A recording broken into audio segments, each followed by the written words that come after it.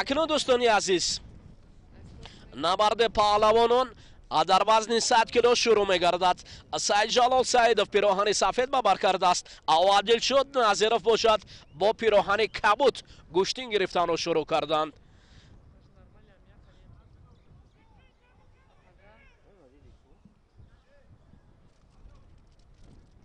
ҳоло Саидҷалол Саидов росто гӯштин гирифтодааст. Дилшод Назиров бошад. Ромона дасту чангол гиребон мегирад. набза Саидҷалол ба самти рақиб барои ҳуҷум кардан. инҷо як ҳаракат аз ҷониби Дилшод, аммо дифоъ аз ҷониби Саидҷалол Саидов буд.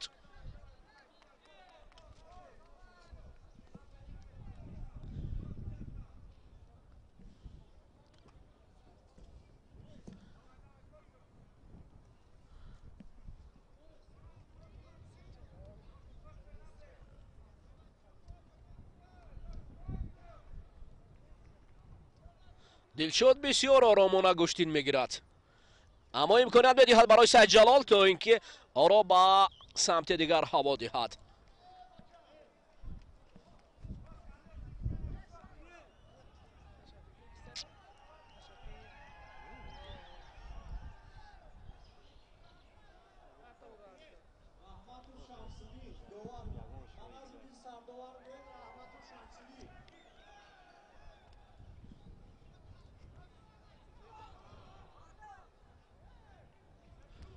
ҳоло бо чунин шакл гӯштин гирифтани Дилшод Назиров доварро ҳам дачу овардааст. бубинед акнун ҳоло хуб гӯштин шуд. ҳолати часпиш олӣ буд, аммо қувва намерасад барои Дилшод Назиров.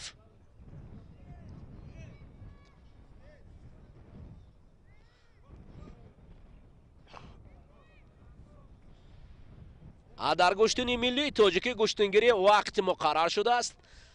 бояд дар вақти муқаррар шуда талаботое ки аз ҷониби ин қоидаҳо қабул шудааст иҷро гардад. Дилшод Назиров кам фаъол аст.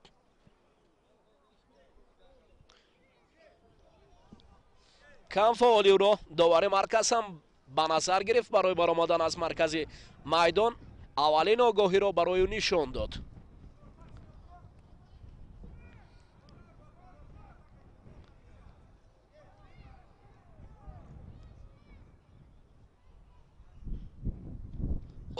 Саидҷалол ба ҳуҷум мегузашт. дарҳол Дилшод Назиров самти дигарро пеша кард. дубора акнун ин ҷуфт бо ҳам васл мешаванд. боз ҳам Дилшод майл гӯштин гирифтан надорад.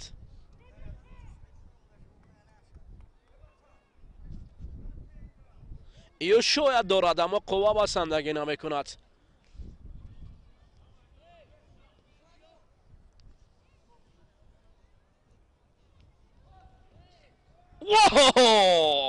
дар ин ҷо Дилшод Назиров хост ки рақибро паҳлу афтонад.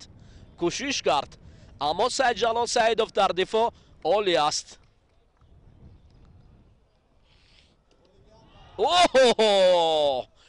бисёр ҳолатҳои хатарнок ба вуҷуд меояд миёни ин ҷуфт.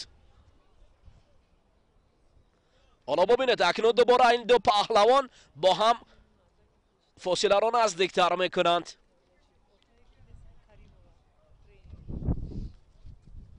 ҳолати мушкил барои паҳлавонон баъзан ҳолати хатарнок ҳам аст. ҳоло Саидҷалол Саидов акнун хуб доштааст. шояд барои Дилшод Назиров ҳам. Дилшод Назиров замин мешинад.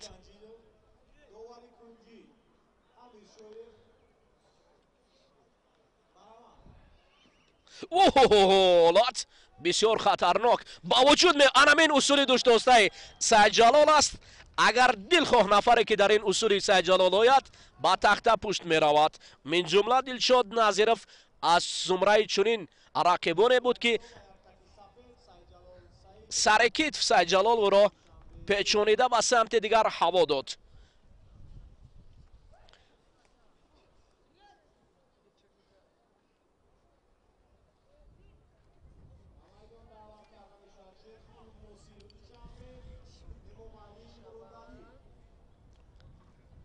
حالت تکرار رو هم دیدن ممکن است. همون اصولی که روشی که سعید جلال را دائما موفق گردانیده است.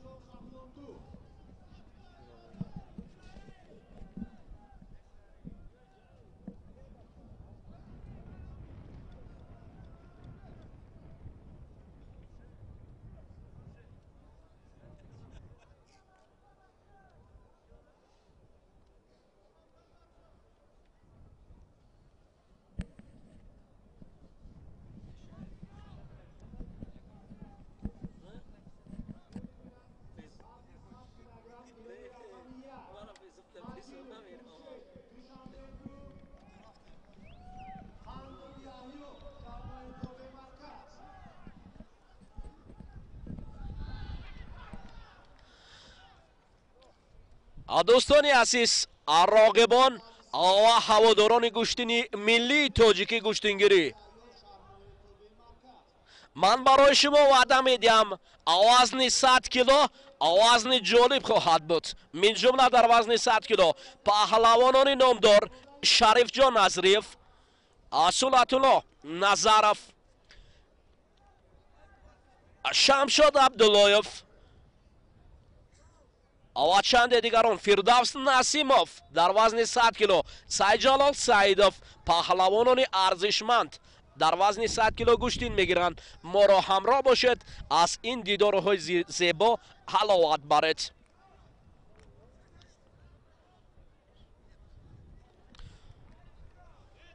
جفت نوبتی ناصر جان شیرخان پهلوان شهر دوشنبه پیراهن سفید ببر کرده است. مراد علی امام علی پهلوان با یک تگی کبود گوشتین میگیرد.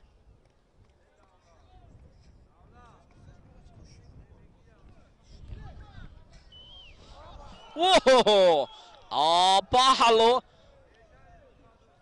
اینجا برای پهلوان پیراهن سفید پوشیده ناصر جان شیرخانوف نشان میدهد داور مرکز.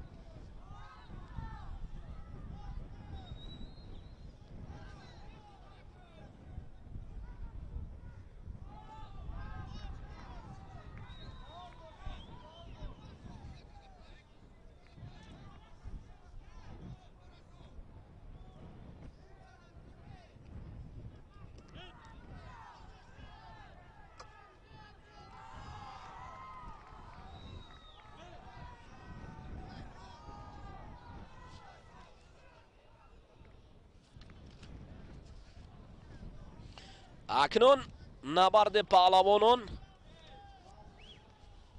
طرف زیاد می شود.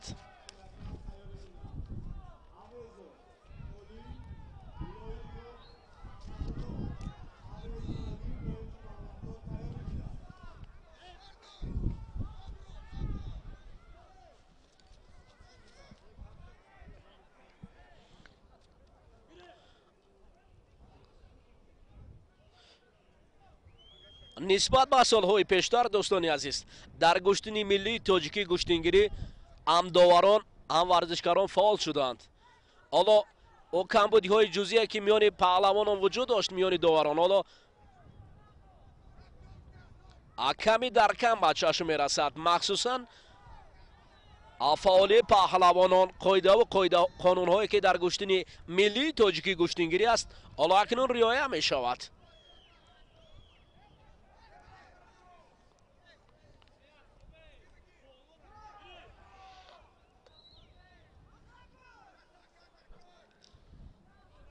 ناصرجان شیرخانوف پهلوان پیراهن سفید پوشیده.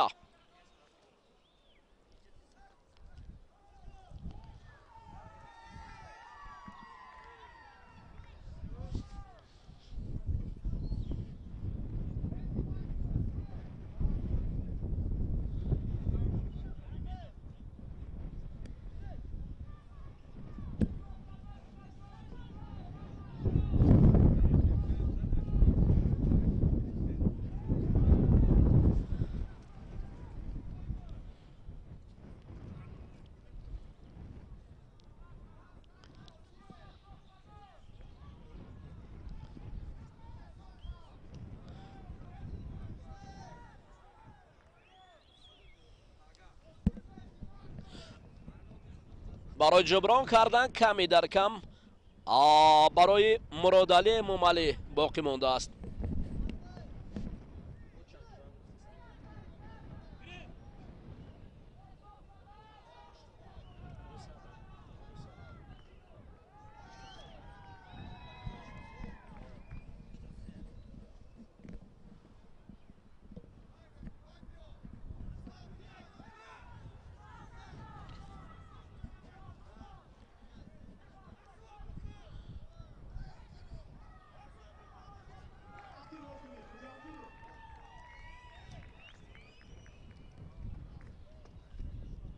اگر رفتن گیرد چنین شکلی که دور و دراز گشتین است اما هنوز معلوم نیست که کی در اینجا پیش صف می شود.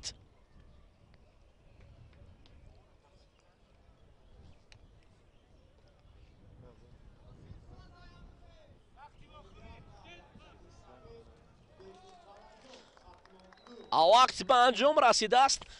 ناصرجان شیرخانوف پهلوان پیراهن سفید پوشیده یک پهلو.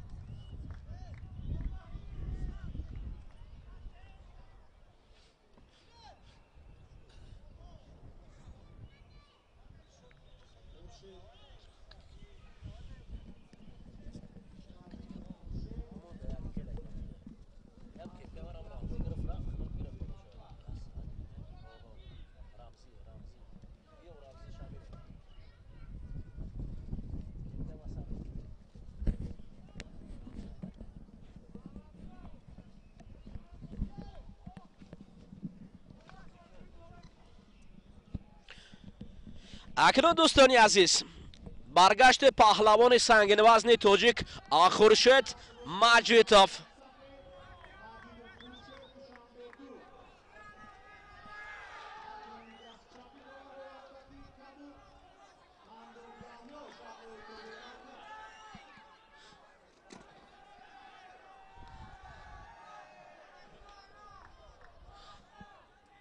نبرد پهلوان تاجیک خورشید مجیدوف یکی از پهلوانان سنگین وزن جمهوری تاجیکستان. بازگشت این پهلوان پیراهن سفید پوشیده در وزن 100 کیلو وزن را عوض کرده است. خورشید مجیدوف قبلا در وزن جمع 90 کیلوی گوشتین جدا گوشتین میگرفت. اوه یحیی قندوف پهلوان رقیبی از شهر و نواحی تا به مرکز است.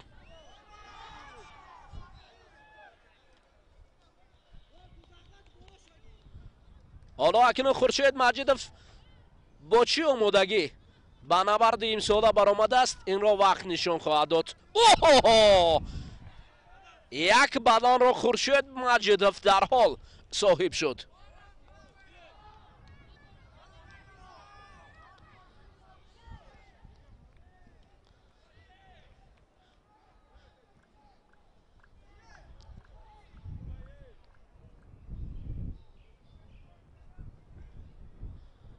ҳоло набарди паҳлавонон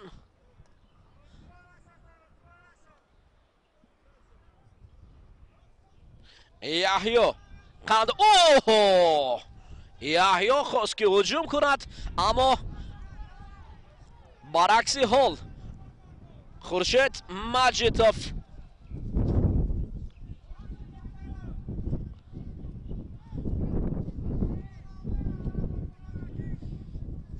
Хуршед Маҷидов бародар яке аз паҳлавонони номдори аз ҷумҳурии Тоҷикистон. Ҷаҳонгир оҳо! Саракит озодона. Бале, ҳалол. Дигар ҳоҷат барои баён аст. Он чизе ки дар навор аст, дигар ҳоҷат барои такрор нест. 100%. Хуршед Маҷидов чун ҳамешагӣ даст пеши бар карда назди мухлисон қабул мекунад, аммо ҳолати такрорро ҳам дидан мумкин аст ки чӣ гуна Хуршед рақибро осон ба осонӣ ба тахта пушт рафтонд. Офарин Хуршед.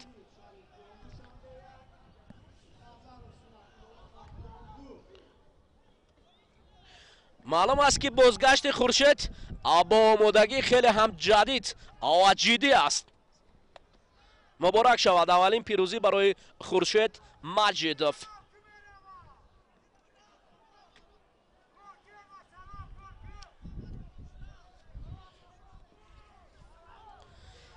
анакнун боз ҳам набарди ҷолиб. дӯстони азиз, авазни 100 килоро ман ба пуррагӣ барои шумо авазни ҷолиб мегӯям. яке аз паҳлавонони сангин вазн, яке аз ҷоизадорони аз чемпионати Осиё миёни навҷавонон, фарзанди паҳлавони номдори ҷумҳурии Тоҷикистон Хайрулло Назриев. Шарифҷон Назриев пироҳани сафед ба бар кардааст. анамин паҳлавоне ки қадаш анқариб 2 метрро ташкил медиҳад. бар муқобили Суннатулло Назаров паҳлавони шаҳри Кӯлоб мебарояд. дӯстони азиз, Шарифҷон Назриев паҳлавонест ки хеле ҷавон аст, аммо камарбастаи майдони паҳлавонон аст. беҳуда намегӯянд на ман кӯдакам, гарчи ту ҳасти ҷавон ба гӯшти камарбаста дорам миён. ин Шарифҷон аст ки дӯстони азиз миёни калонсонон гӯшти. оҳо, бубинед, акнун як баданро дарҳол Шариф Назриев соҳиб мешавад.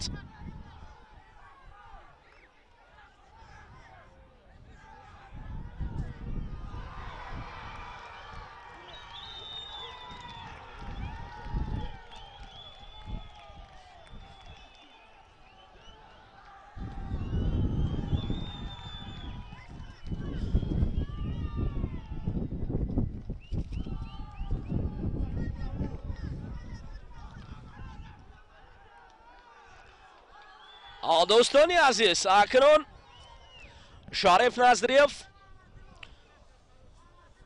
ҳоло оромона гӯштид мегирад. бубинед, барои ҳуҷум кардан ин паҳлавони пироҳани сафедпӯшида омода аст. Суннатулло Назаров.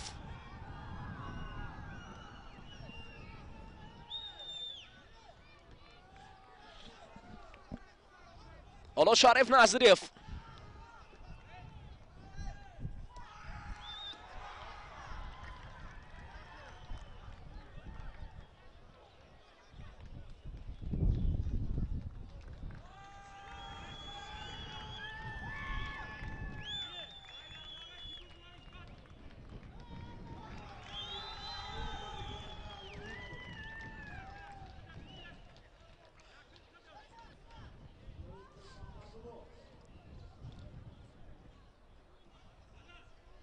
баданро барои Шариф Назриев довари марказ нишон медиҳад.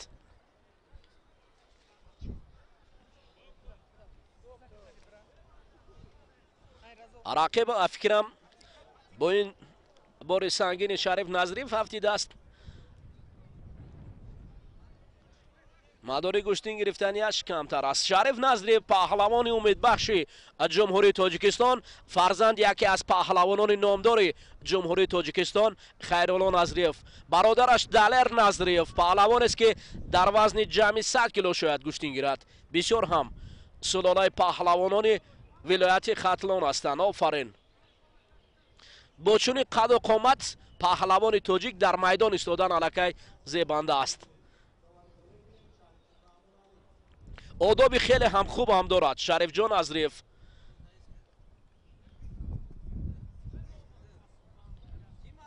همیشه رقیبان را احترام میکند. و این پهلوان سنگین وزن شریف نظریف در مقیاس جمهوری تاجیکستان در مقیاس جهان هم هنرش عالی است. آفرین. اکنون دوستانی عزیز شاید اکنون رقیب شریف جان نظریف سنت الله نظرف دست کشد و دست پیش سینه دارد. شریف نظریف قبول دارد.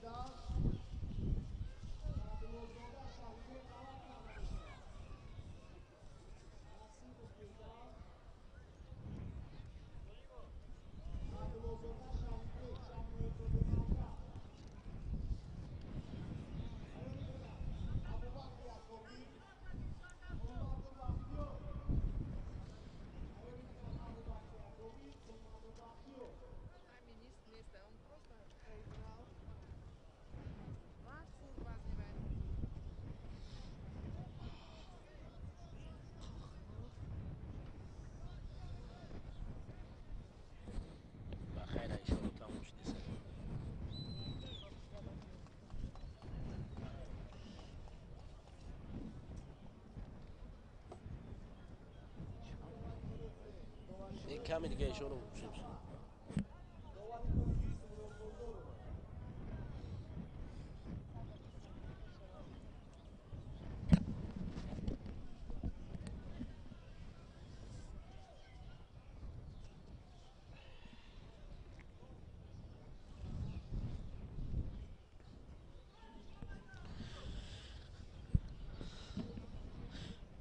انا اکنون دوستانی عزیز باز هم نبرد جالب یکی از پهلوانان جوان و امیدبخش تاجیک، پهلوانی که پیراهن سفید به بر کرده است، فردوس نسیموف.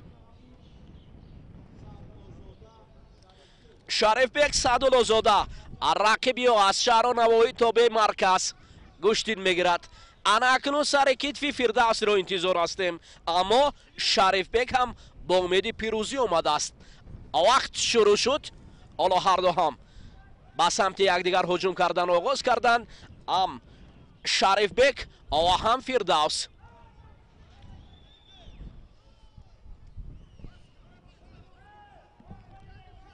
اوه، شریف بیگ سمت دیگر را پیشه کرد. فردوس نسیموف در حال از این آوازی مرکب خود را کنار گرفت.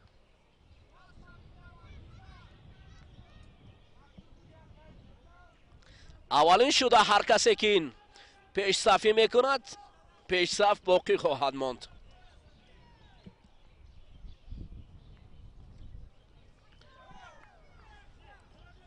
حالا ببینید اکنون در اینجا فردوس خود را کنار اوه سر کتف عالی کار میکند.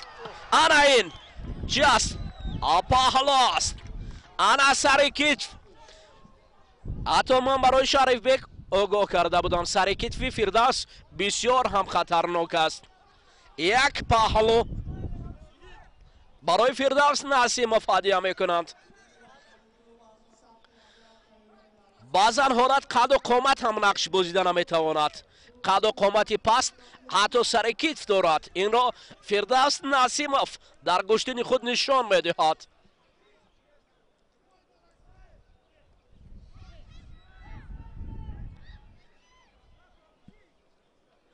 حالا شریف بک سعدالله زاده الکی فردوس نسیموف را درک کرد که کدام شکل گشتین میگیرد.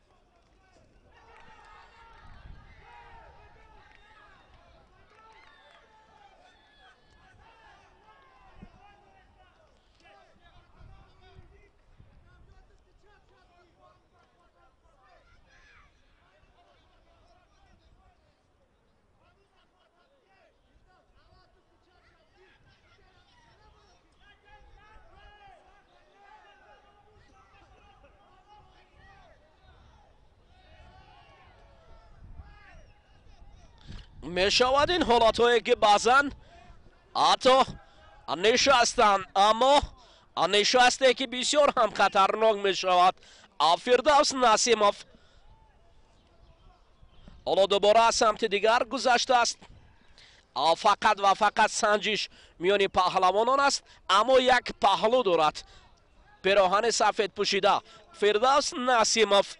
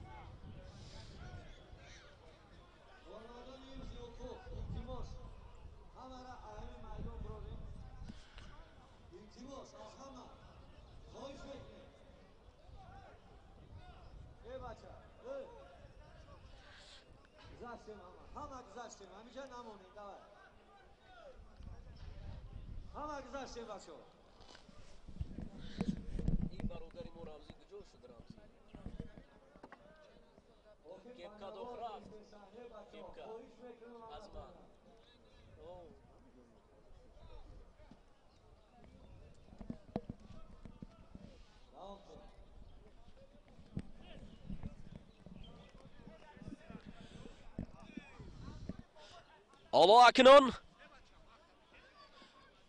وقت را نگاه کنید. فردوس نسیموف با شریف بک سعدالله زاده مبارزه را ادامه میدهد.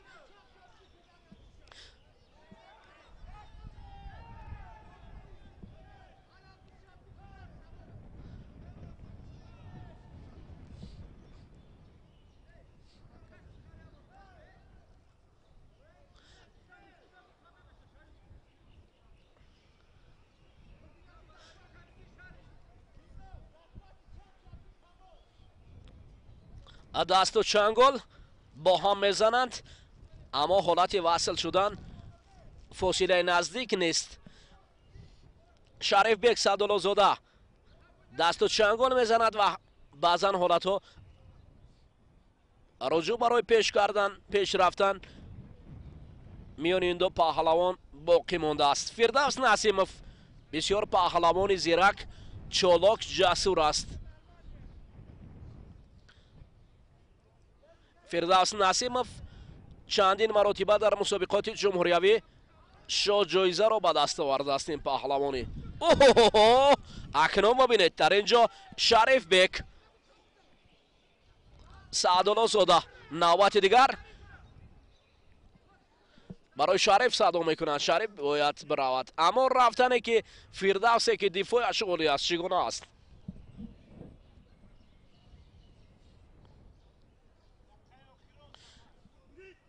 دقیقه آخران داور مرکز صدا میکند.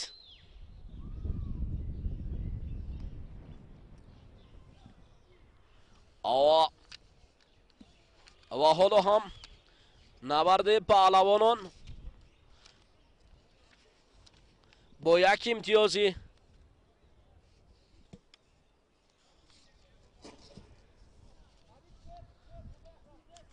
باسودی فردوس نسیمов حالا وقت به انجام میرسد و یک پهلوی فردوس او را به دور منبع میبرد.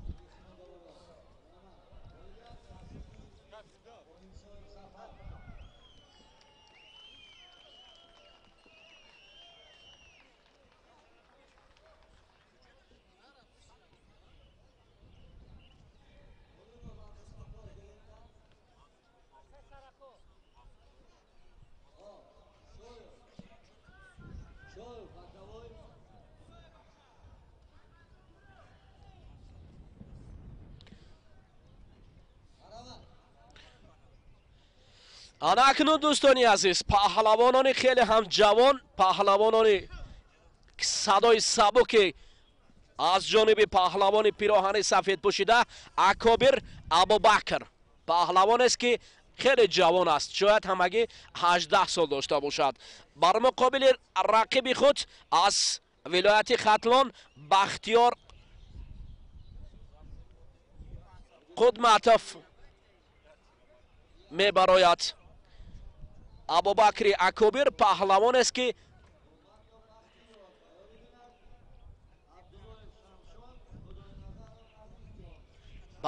که خیلی جوان است حتی پدر از برای فرض اوه یک بدن برای بختیار قدرتف هدیه میکند ابوبکر باید احتیاط باشد هرچند جوان است این پهلوان پیراهن سفید پوشیده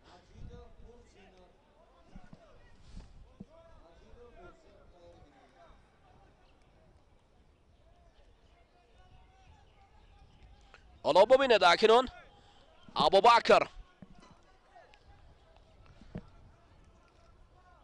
ابوبکر پشت رقیب را گرفته است اوه یک بدن نشان میدهد داور مرکز فکر میکنم این با پهلو هم نزدیک بود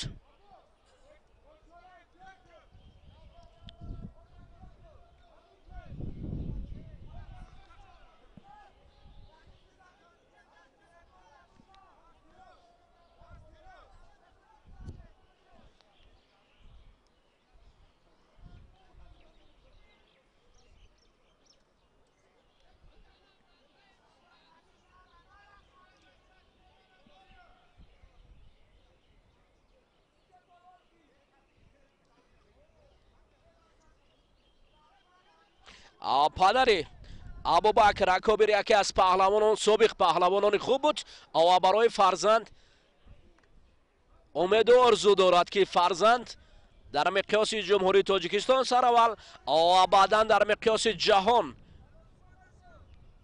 هنر زیبای گوشتنگری خود را نشان دهد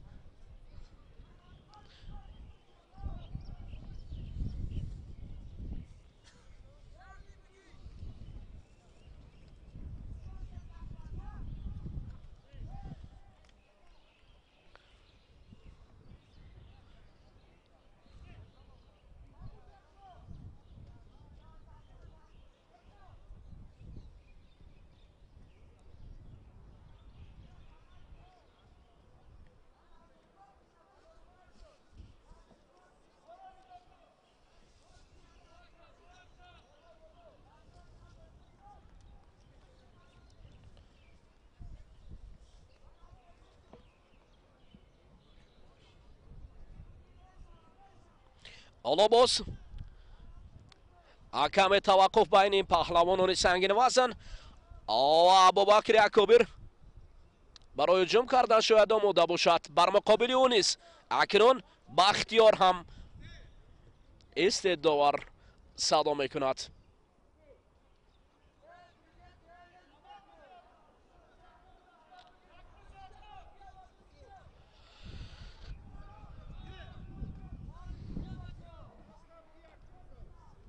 شیرعلی بزرف کنار میدان ایستاده است. مربی که برای ابوبکر کبیر مشق داده است. آواز مربی با مثل شیرعلی بزرف کشتین گرفتن فقط سرعت بلند لازم است.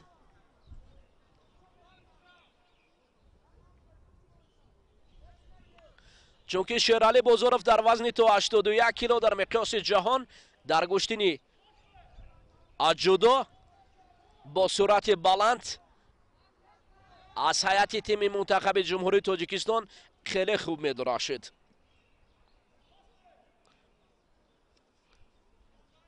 حالا ببینید اکنون ابوبکر سمت دیگر را پیش گرفته است، هجوم میکند. رقیب باشد کنار میرود.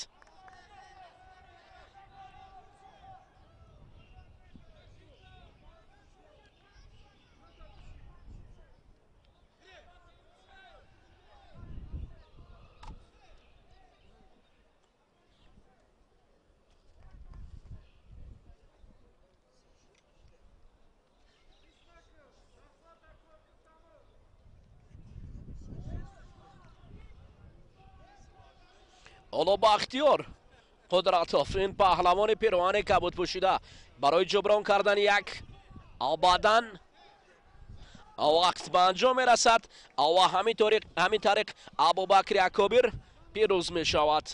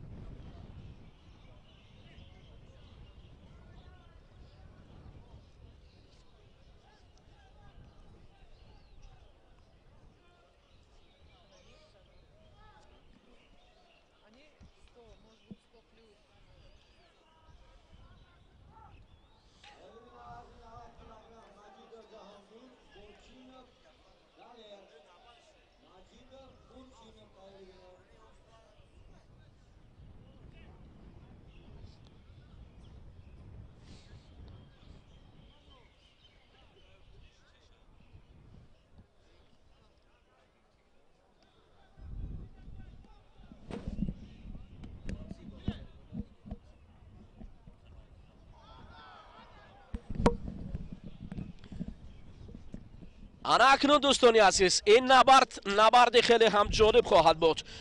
شمشاد عبداللهیف یکی از پهلوان جوان امیدبخش تاجیک، پهلوان است که در وادی رشت رقم 1 است. این پهلوان جمهوری تاجیکستان خیلی خوب هنرنمایی میکند. شمشاد عبداللهیف پهلوان است که بارها در گشتن ملی تاجیکی گشتنگیری دل هزاران نفر را شاد کرده است. عزیز جان خدای نظرف رقیبی او است، نماینده از شهر و نواحی تابع مرکز است. شمشاد عبداللهیف پهلوان است که در گشتن ملی تاجیکی گشتنگیری درخشش در مقیاس جمهوری تاجیکستان بارها جلو داده است. این پهلوان پیراهن سفید پوشیده سلاله است که در وادی رشت او را خرد و بزرگ میشناسد. اوه ببینید با مثل برق سرعت بلند گشتین میگیرد. بسیار هم پهلوان نامدار، پهلوان اوه ببینید چون پلنگ چنگال میزند. حالا شمشاد در چنگال با مثل پلنگ است، رقیب را جویا است که اما عزیز جان خدای نظرف در مقابل شمشاد کمی کم فعال است.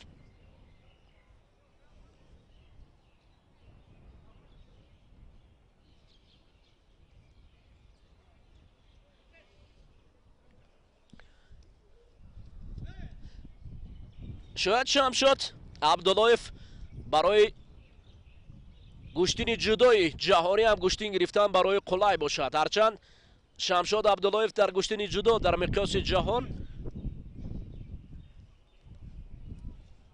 نمی رود. او نیز یکی از داوطلبان اساسی در وزن 100 کیلو محسوب می شود. فردوس نسیموف، شمشاد عبداللهیف این پهلوانانی هستند که پهلوانان خیلی خوب گشتین میگیرند. باور کن اوه دیگه دکنون شمشاد یک بدن را چالاکانه صاحب می شود.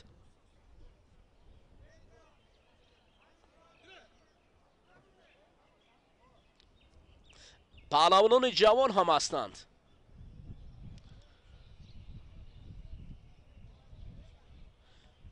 حالا چست و چالاکی این پهلوان رشتی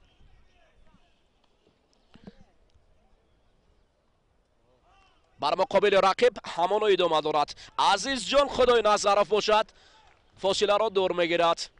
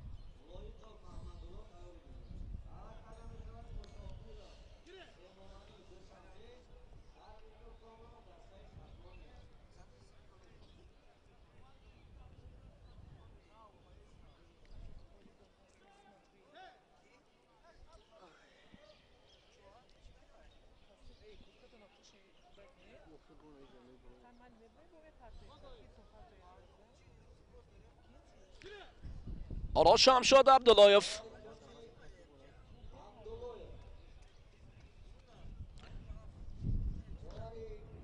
نوبت دیگر اکنون هجوم های پای در پای خود را بر مقابل عزیز جان روانه کرده است.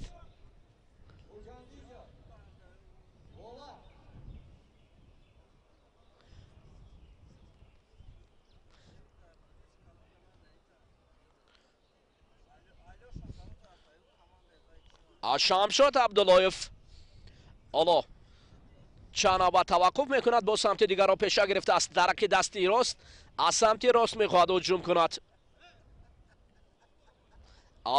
دوباره و سه باره بر مقابل رقیبش هجوم میکند.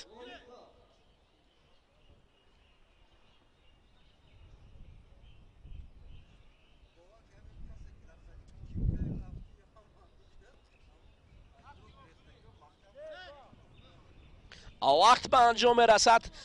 شمشاد با امتیازی یک بدن پیروز می شود. شمشاد باور کامل است که در این وزن خوب گشتین خواهد گرفت.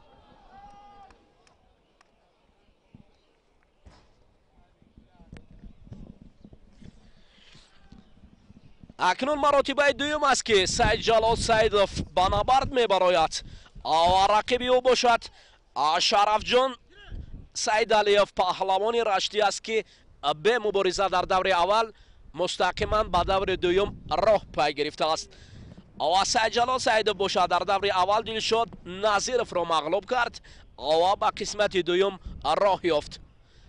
پیراهن سفید سید جلال سیدوف، رقیبی او شریف جان سیدعلیوف.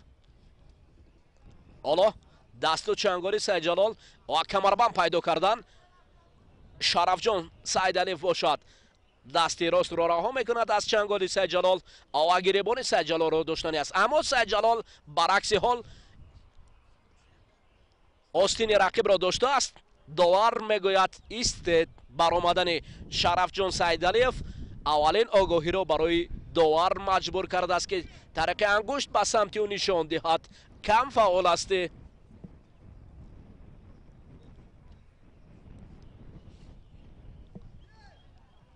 حالا سید جلال باشد، چرخ میزند اطراف رقیب. اوه، عورت بسیار هم خطرناک برای این جفت. در حال شرف جان سیدعلیفی را احساس کرد.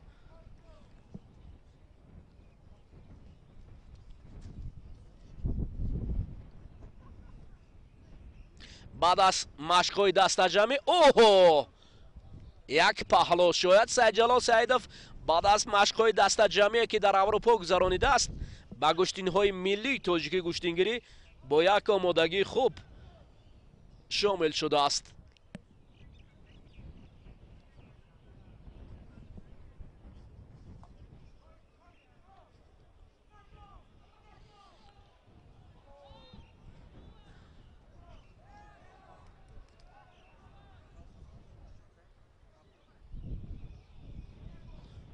نوبت دوم برای افتادن سید جلال سیدов هجوم دارد.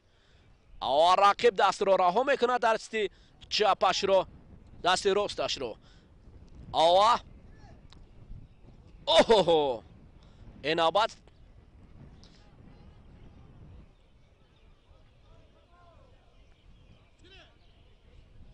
حالا داور مرکز اشاره کرد که باز گیرید، گوشتین گیرید.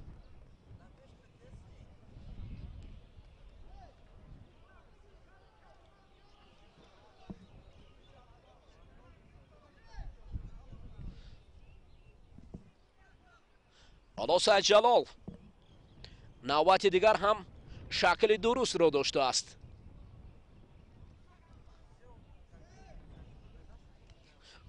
حالت خطرناک.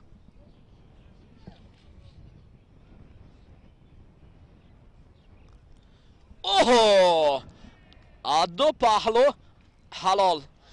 دیدید اکنون وقتی که گوشتین گیرید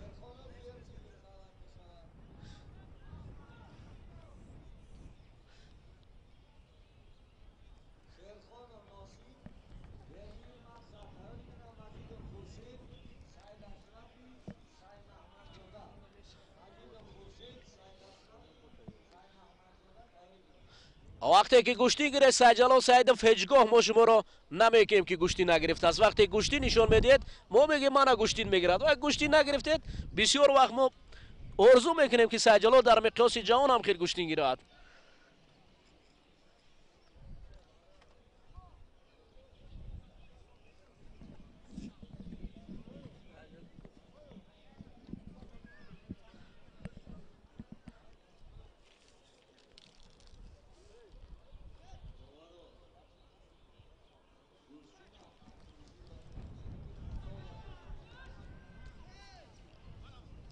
اکنون جفتی وقت شد.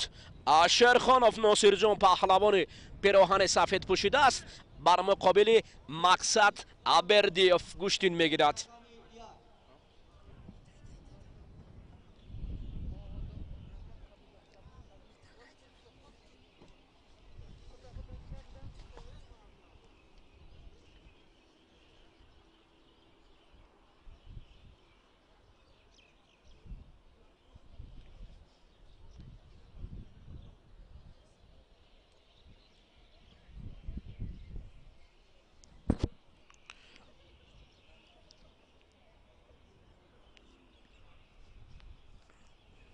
اکنون باد و هوا متعادل بود، حالا کنتر سرد شده است و گوشتین پهلوانان باید او را گرم تر کنند. وقتی که پهلوان برآمد نه سردی نه گرمی پیش روی می شود، باید نبرد ادامه یابد. ناصر جان شیرخانوف پهلوان پیراهن سفید پوشیده فعال است و مقصد کم مقصد است.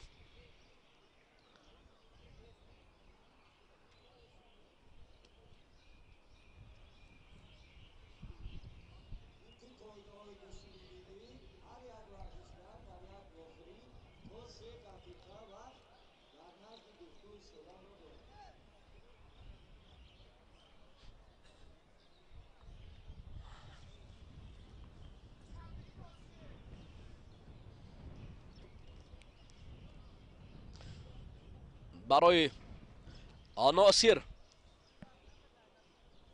مسئولیت میدهند دو دست رقیب رو گیرد. مقصد بردیف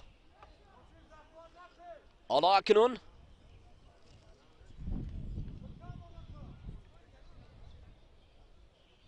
کمی توقف کرده است.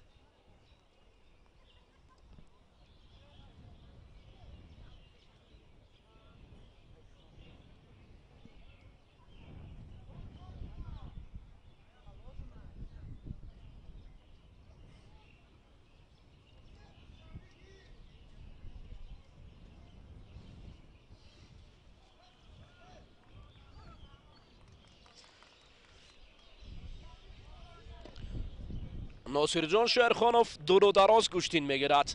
با مقصد بردیف یگان عمل نیست.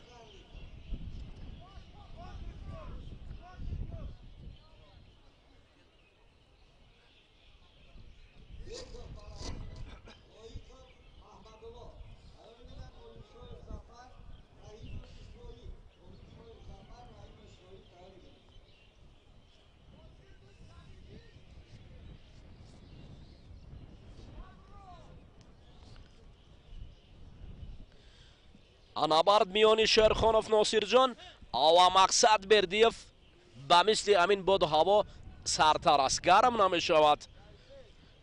برای گرم شدن این نبرد باید کوشش کرد.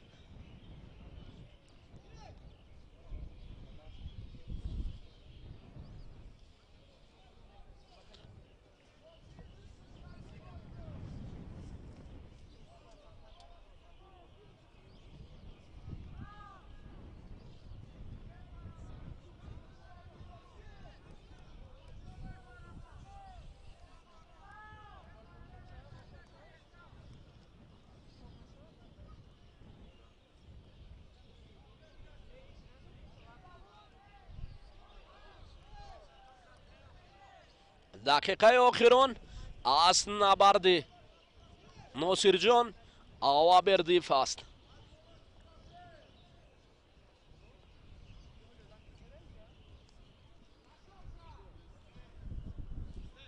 ایستید.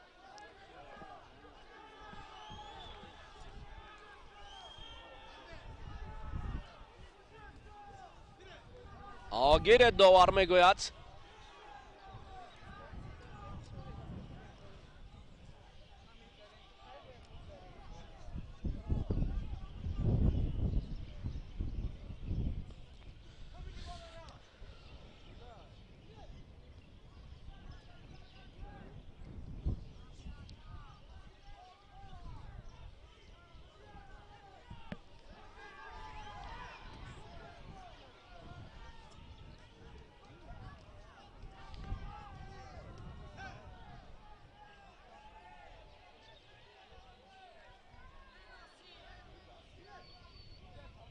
حالا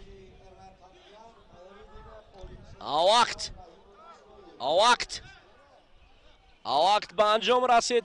همین طریق ناصرجان شیرخانوف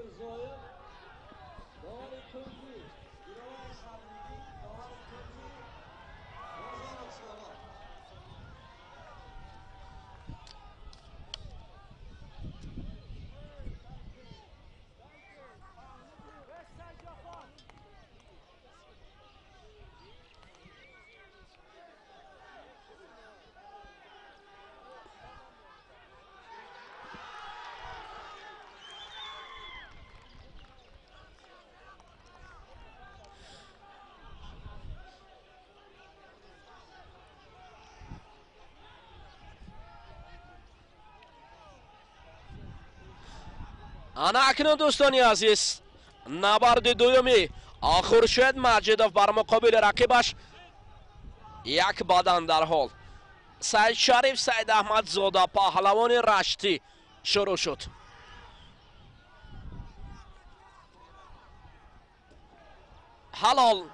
حلال خورشید مجیدوف پیروزی ترجیلی رو صاحب شد. آفرین.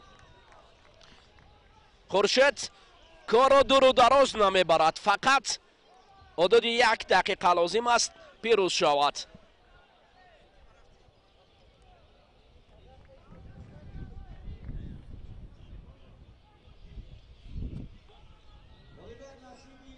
حالت تکرار رو میبینیم. خورشید توقع بود و بعداً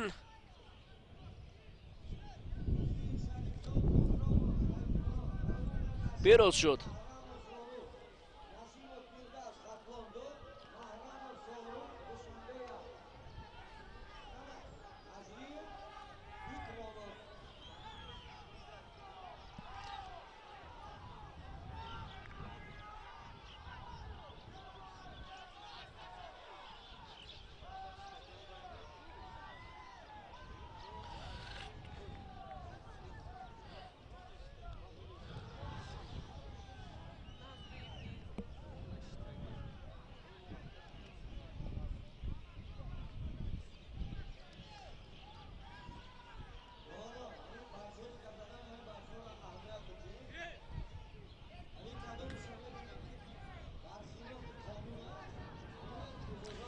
حالا دوستانی عزیز جفتی وضع شده است. شریف جان از ریف پهلوان شهر دوشنبه بر مقابل سعید ابراز اکراموف پهلوان سوختی می براید.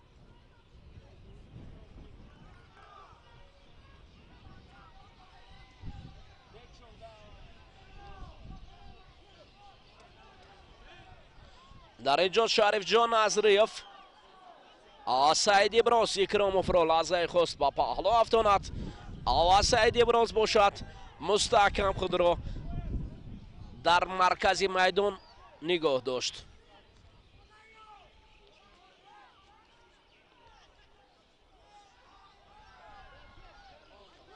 حالا ببینید حلال شریف جان دوباره مرکز حلال پهلو نشان میدهد. سر اول حلال و بعدا پهلو، یعنی از حلال بیکار می شود و مهم شریف جان در اینجا اصول خوب را نشان میدهد. یک مرتبه دیگر این پهلوان سنگین وزن قد بلند فرزند خیرالله نظریف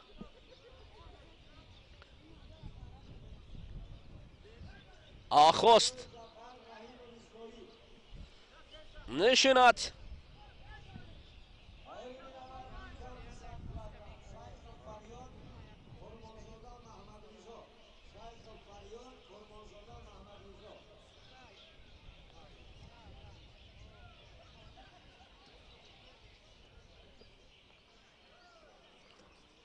شریف جان به توقف با سمت رقیب هجوم میکند.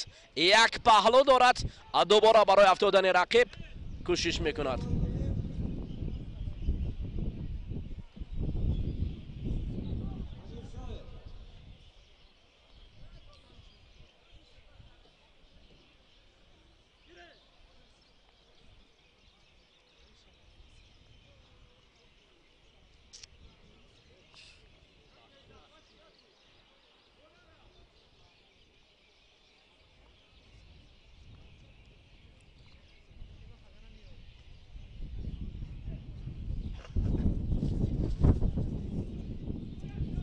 حالا نمیخواهد رقیب شریف جان سعید ابراز اکراموف میل به گشتین گرفتن ندارد.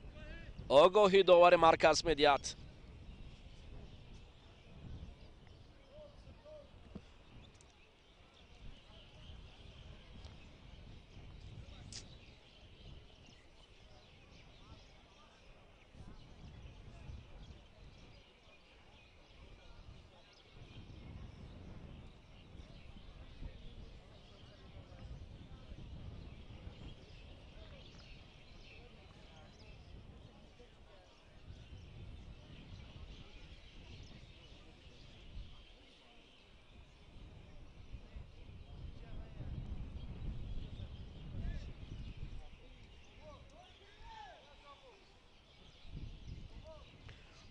حالا هر لحظه که نشان میدهند لحظه هایی است که مسعود پهلوانی سفید است و هر لحظه شریف جان از ریف هجوم میکند.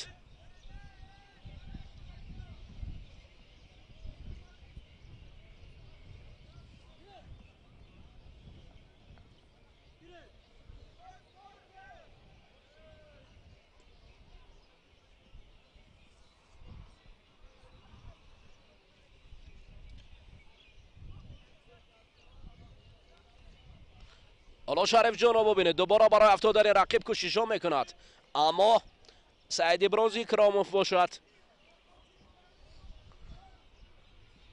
را سمت دیگر هوا دادنی است.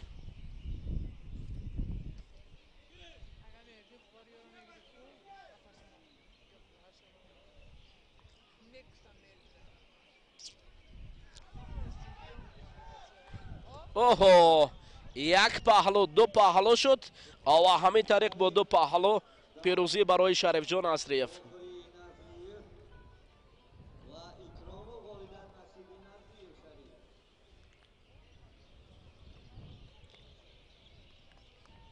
اکنون خورشید مجیدوف با شریف جان نظریف باید مبارزه برد در دوره من بعد.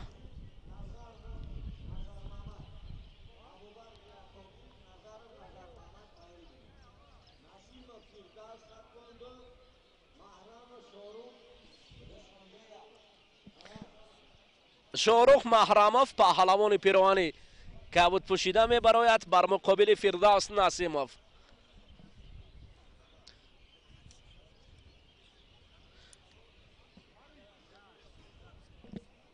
اما باشیم از محرم خلاف خواهش میکنیم این شکلی گوشتین این پهلوانان رو نشان دهد. اکنون شاروخ محرموف با فردوس نسیموف مبارزه میبرد.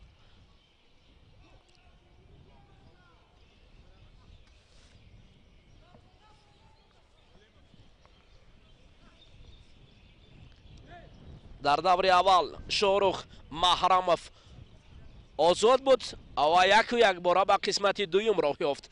فردوس نسیموف پهلوان 100 کیلوی تاجیک قد و قامت هر دو برابر هستند. وزن هم برابر است. اکنون قوه اوه فردوس اگر این شکلی گوشتین را پیشه گیرد بسیار خطرناک برای رقیب محسوب می شود. این شکلی گوشتین گرفتن فردوس. اوه بعداً او اول رقیب را سر کتف به زمین از فضای بلند می افتاند و بعداً کتف رقیب را سیلا می کند.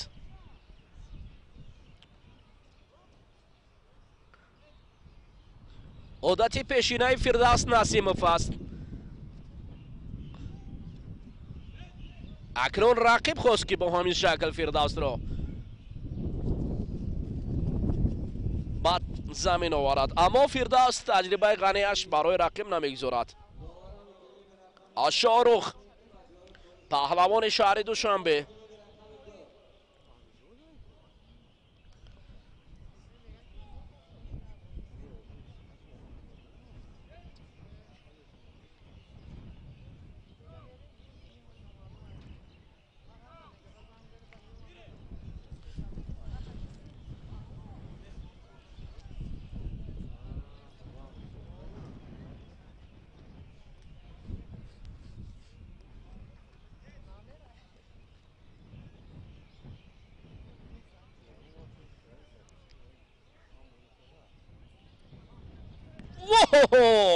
گشته و برگشته فردوس نسیموف رقیبان را بالای سربازی میکناند.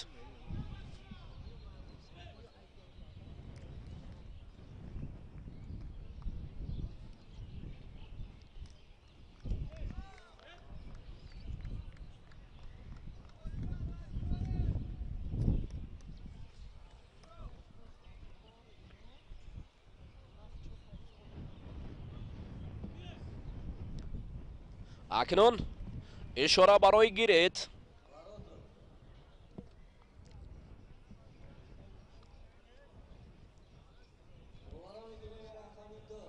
اوه فردوس باز بالای سر انتخاب کرده است رقیب رو. شکل یا روش درستی فردوس نسیمов همین است.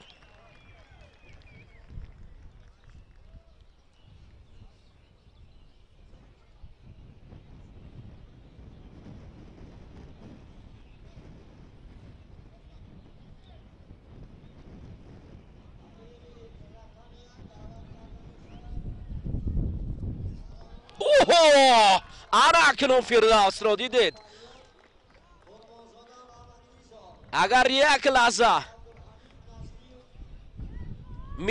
میجا زنیم امین میجا زدن پرتوفتی فردوس است. آفرین فردوس با مثل قوای برق سرعت گوشتین گرفتن است. آفرین انا این از گوشتینی ملی توجیکی گوشتینگیری و اصول هایی که فردوس نسیمов نشون میدهد.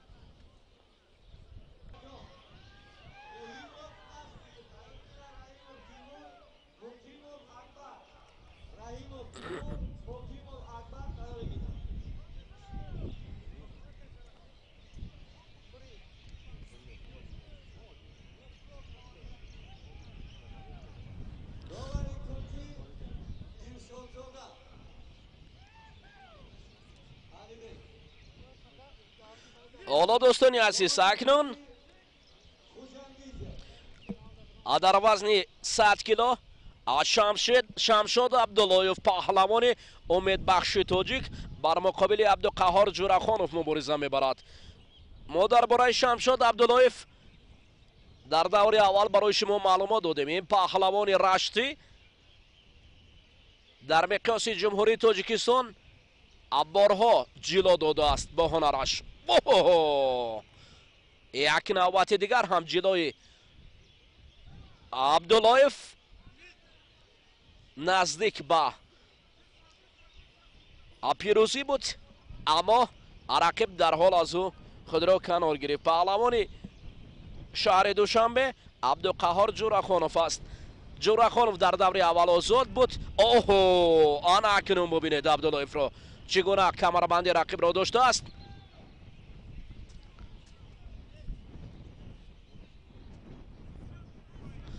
از کمربند پایان داشتن این آگاهی است.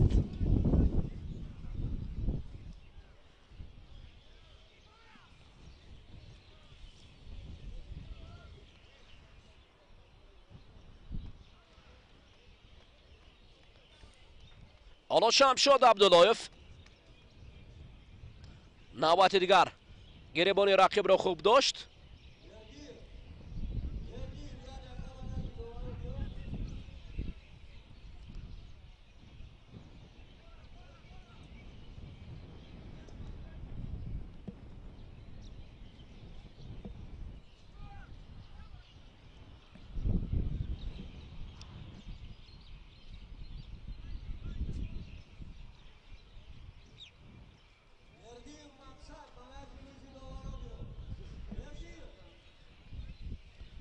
حالا شمشاد عبداللهیف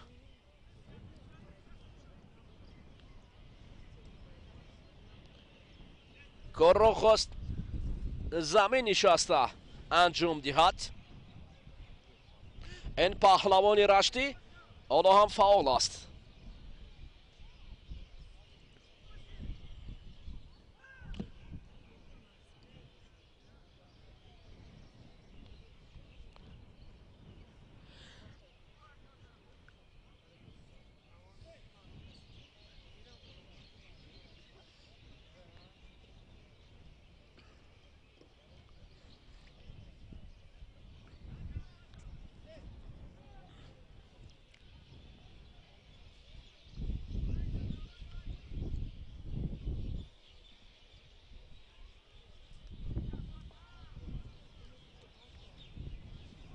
اوه عبداللهیف اکنون حالت خوب را پیدا کرده است و رقیب باشد از این حالت خیف دارد. شمشاد نزدیک می شود و رقیب خود را کنار می گیرد.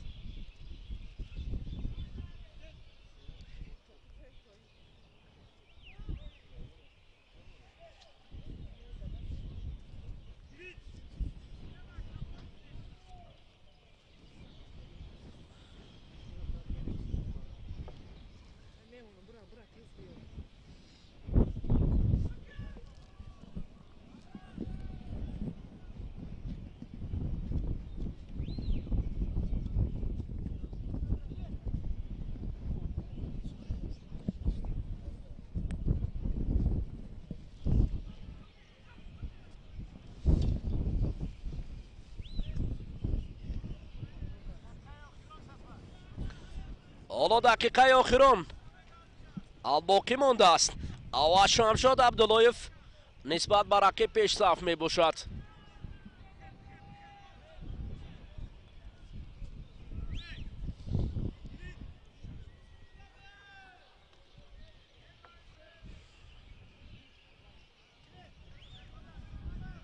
حالا دست و چنگل هر دو به گریبان یکدیگر میزنند.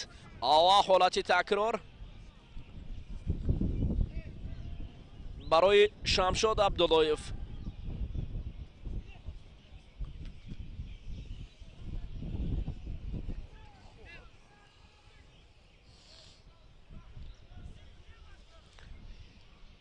حالا گوشتین گرفتن این پهلوانان از حرکت زیاد و از سرعت بلندی آنها وابستگی دارد.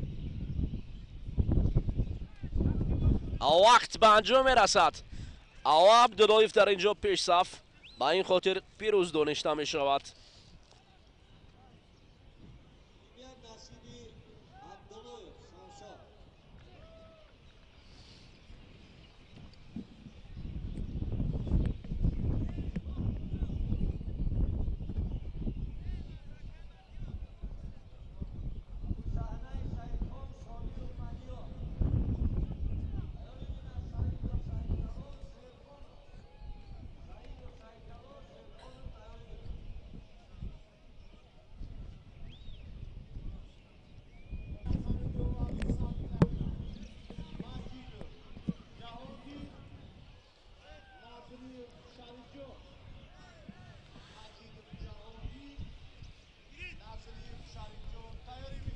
دوستان عزیز اکنون پهلوانان 100 کیلویی ادامه میدهند. سعید جلال سعیدوف با رقیبش ناصرجان شیرخانوف میبراید. حرکت مراتب سیوم است که سعید جلال سعیدوف برای نبرد به میدان میبراید. ناصرجان باشد در دور اول آزاد بود و در دور دوم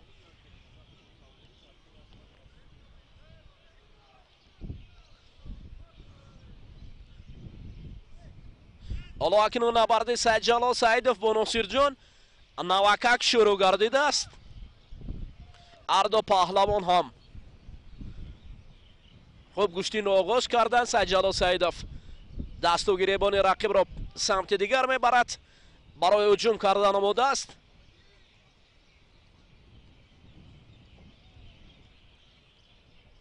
و این پهلوانان سنگین وزن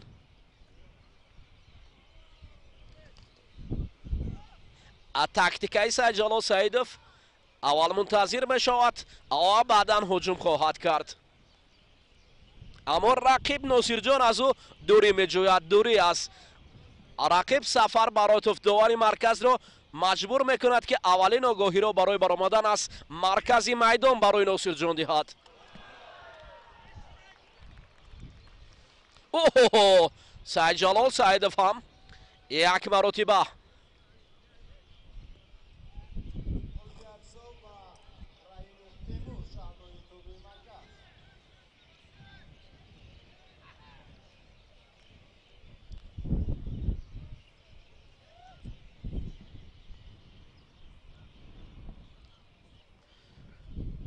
حالا ببینید اکنون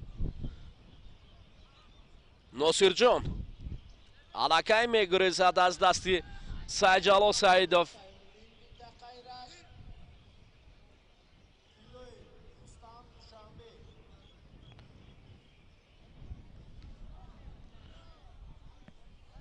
رفته اوه ناصرجان یک مرتبه توکل کرد و این توکل نتیجه نداده است.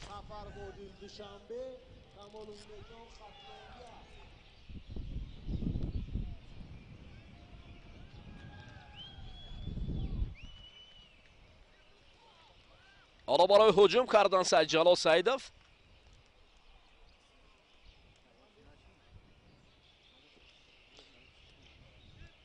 اما رقیب گشته یا برگشته از او فاصله میگیرد.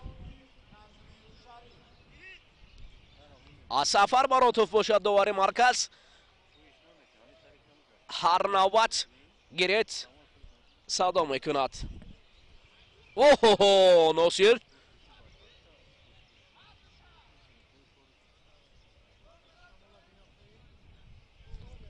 نه، با این شکل گشتین گرفتن ناصر جان برای افتادن سعید جلال سعیدов کاری مشکل است. اما سعید جلال باشد حالا امکانیتی خوب پیدا کرده است.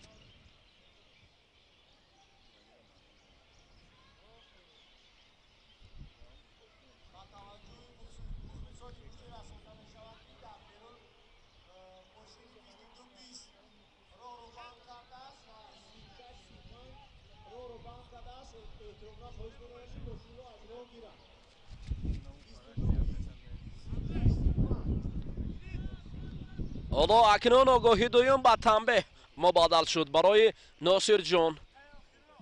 دقیقه آخران است و شاید سعید جلال سعیدов هم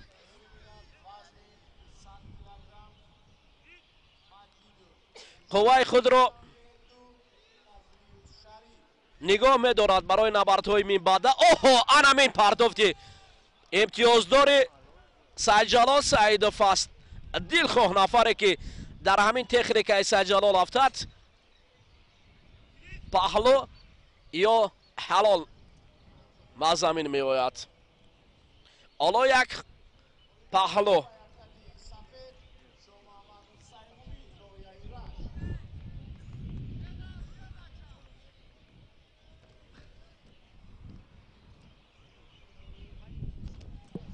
اوه بدن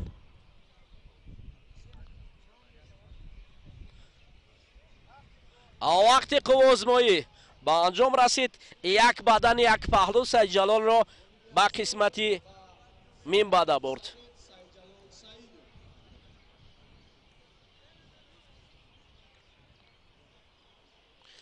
در قسمت نیمه نهایی سعید جلال سعیدов قرار دارد.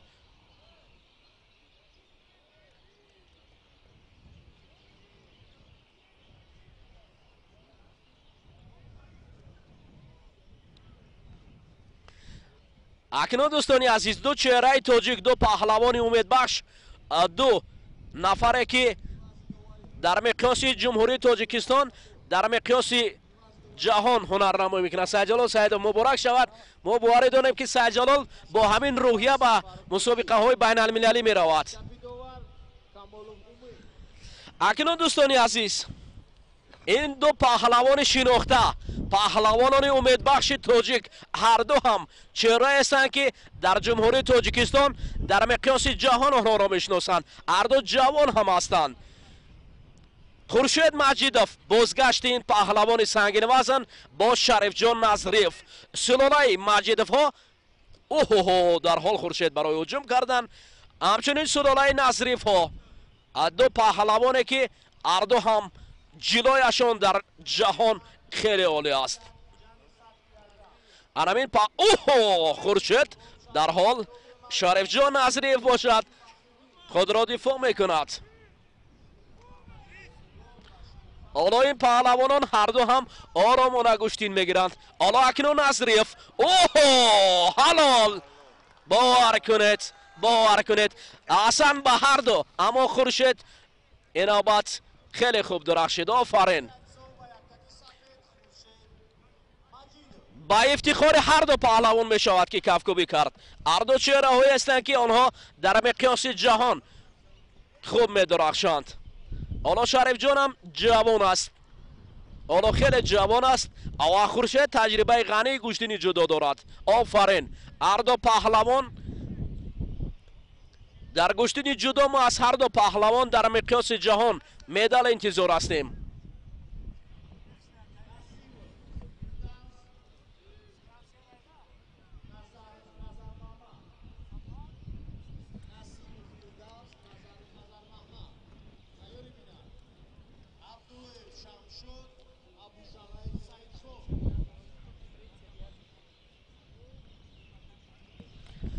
فردوس نسیموف پیراهن سفید رو عوض نکرده است. بر مقابل رقیبش این نوبت نظروف نظر محمد پهلوان ولایت مختار کوهستان بدخشان میبراید.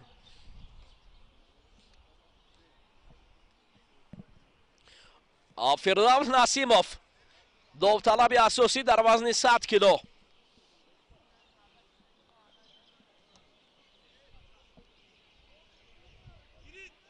حالا داور مرکز برات سفروف گیرد گفت. اکنون دوستان عزیز در دور نیمه نهایی جلال سعیدوف با خورشید مجیدوف باید نبرد کند.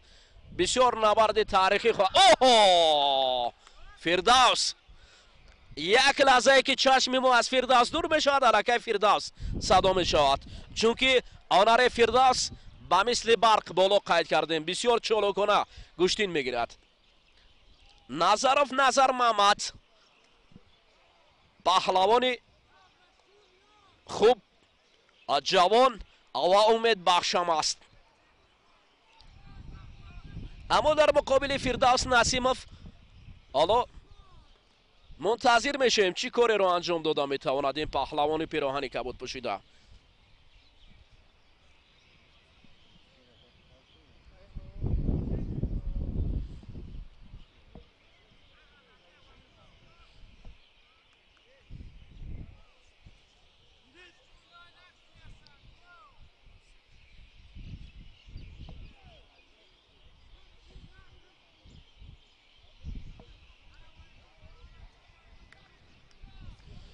اوه نظروف نظر محمد اکنون برای فردوس را افتادن کوشش میکند.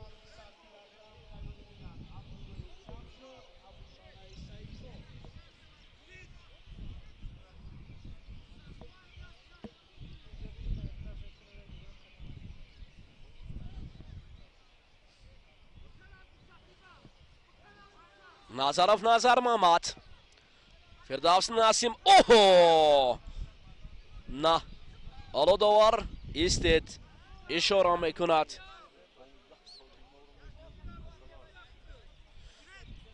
شیرعلی بازاروف عیسی مربی فردوس نسیموف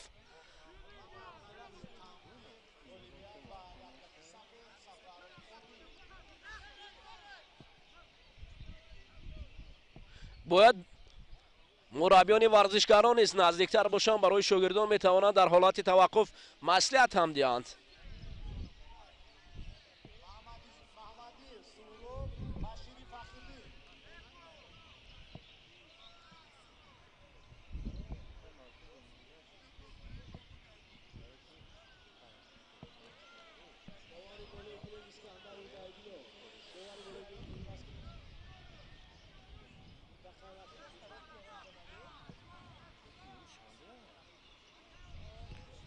حالا فردوس در هجوم است. نظر محمد نظروف اولین آگاهی را از جانب داور مرکز میبیند. اوه حالا ببینید اکنون نظروف نظر محمد هم کمربند فردوس رو خوب می داشت، اما فردوس تکیه به تجربه غنیش می خواهد که فعال باشد.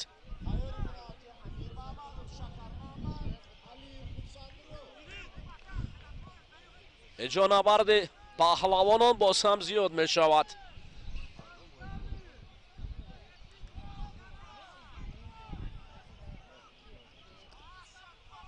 نظروف نظر محمد فردوس نسیموف اردو برخورد پر قوت، اردو هم دیدار زیبا. اوه برای فردوس لازم بود که سرعت بلند گشتین گیرد.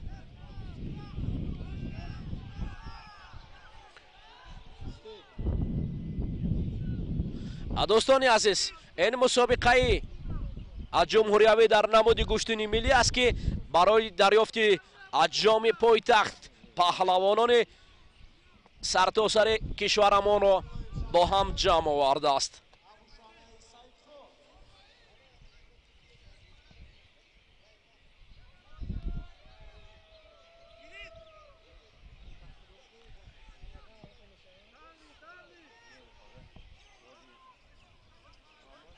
حالا اکنون دوباره 3 باره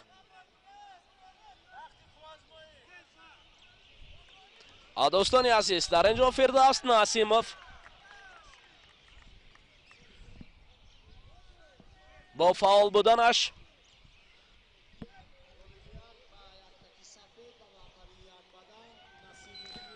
یک بدن فردوس نسیموف رو غالب دانستند.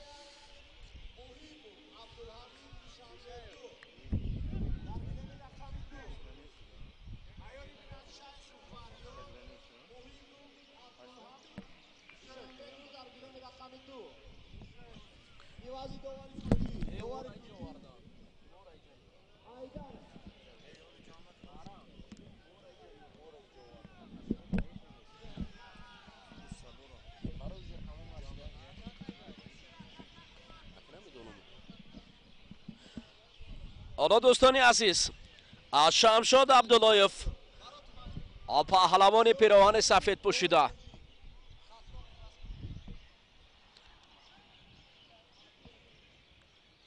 با ابو شهنه سعید خان مبارزه میبرد. حالا باید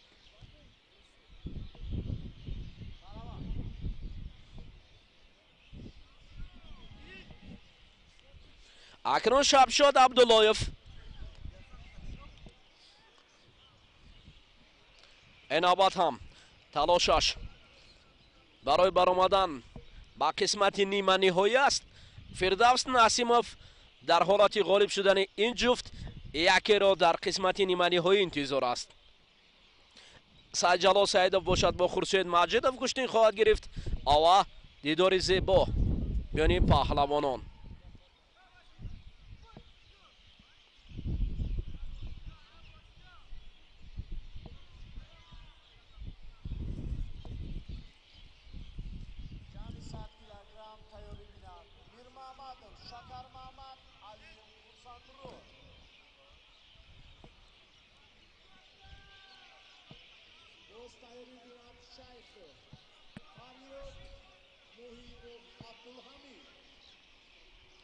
حالا شمشاد عبداللهیف فعال است و رقیب کم فعال. ابو شهنه سعید خان نسبت به عبداللهیف کم فعال است.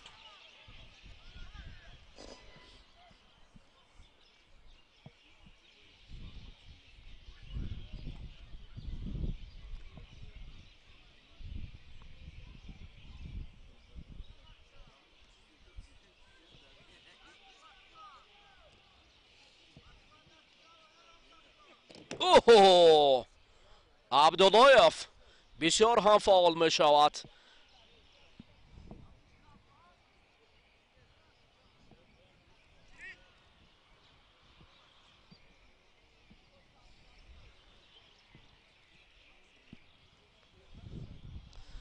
هم طرف راست و هم طرف چپ عبداللهیف کشتین میگیرد.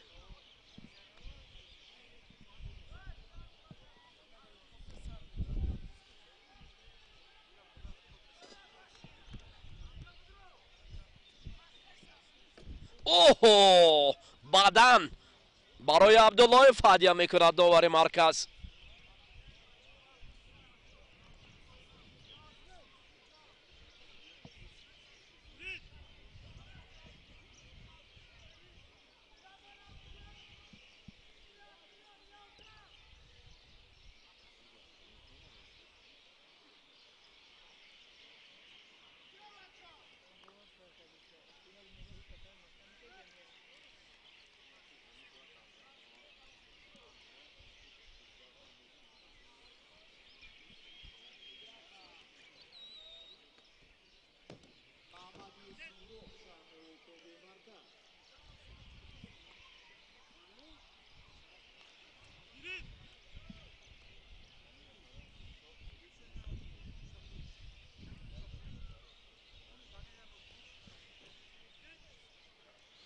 حالا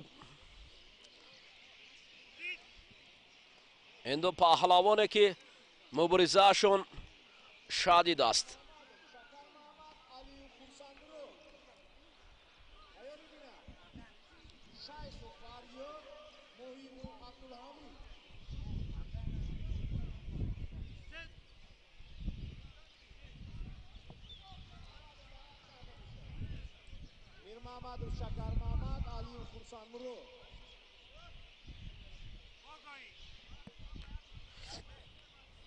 اکنون آگاهی دویم به تنبیه مبادل شد برای ابو شاهنه.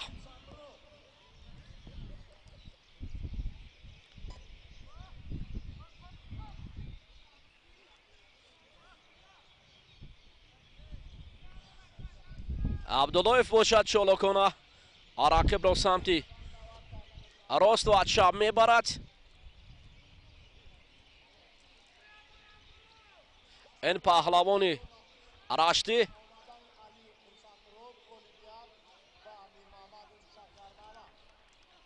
خیلی فعال است.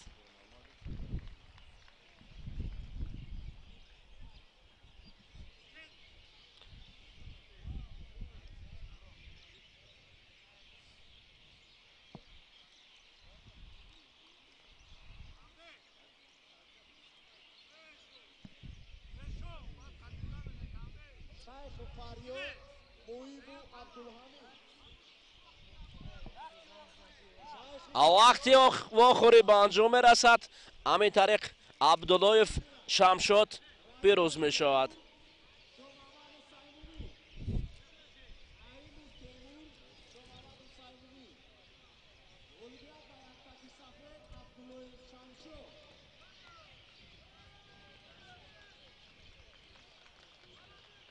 اکنون فردوس نسیموف با شمشاد عبداللهیف مبارزه خواهد برد.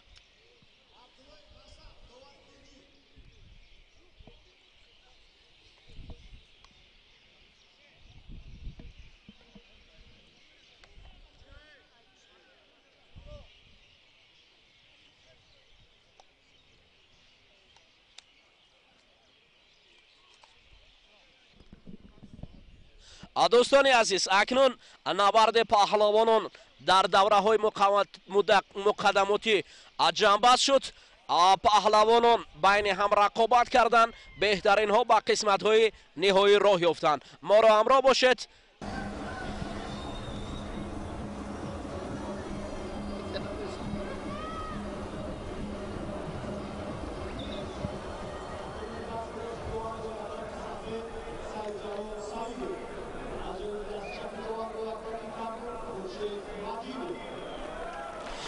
اکنون دوستان عزیز، برگشت خورشید مجیدوف با میدان دلری شجاعت و سید جلال سعیدوف باشد بار اول در دیدار با خورشید مجیدوف. پهلوانی مشهور گوشتین میگیرد.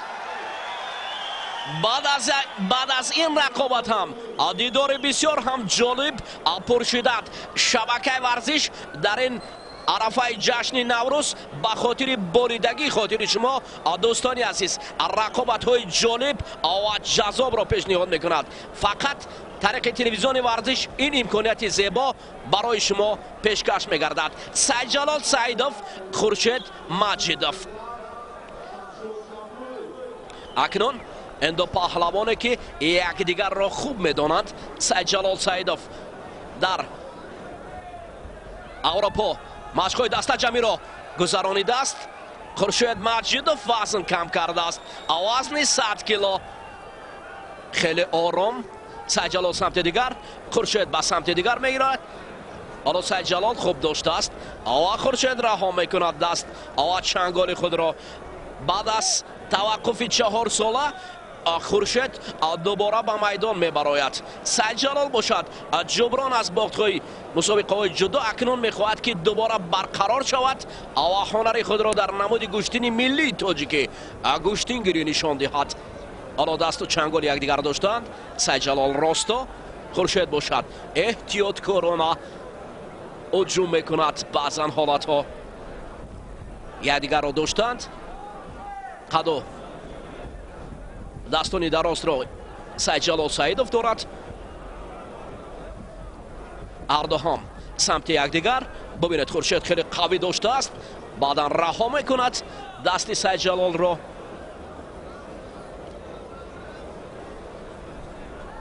мухлисони зиёд аз натиҷаи ин рақобат хеле ҳам пазмони рақобат шудаанд. мардум натиҷаеро як муаммо медонанд ки чӣ гуна аст. оё баргашти Хуршед Маҷидов дар майдон ба мисли Хуршед тобон ва дурахшон аст, ё Сайҷалол Саидов чун лаҳзаҳои пештара майдонро роҳ баландӣ мекунад. ки дар ин ҷо хуб гӯштин мегирад. Хуршед Сайҷалол Саидов лаҳзаи Хуршед ба ҳуҷум мегузорад. Сайҷалол бошад худро канор мегирад.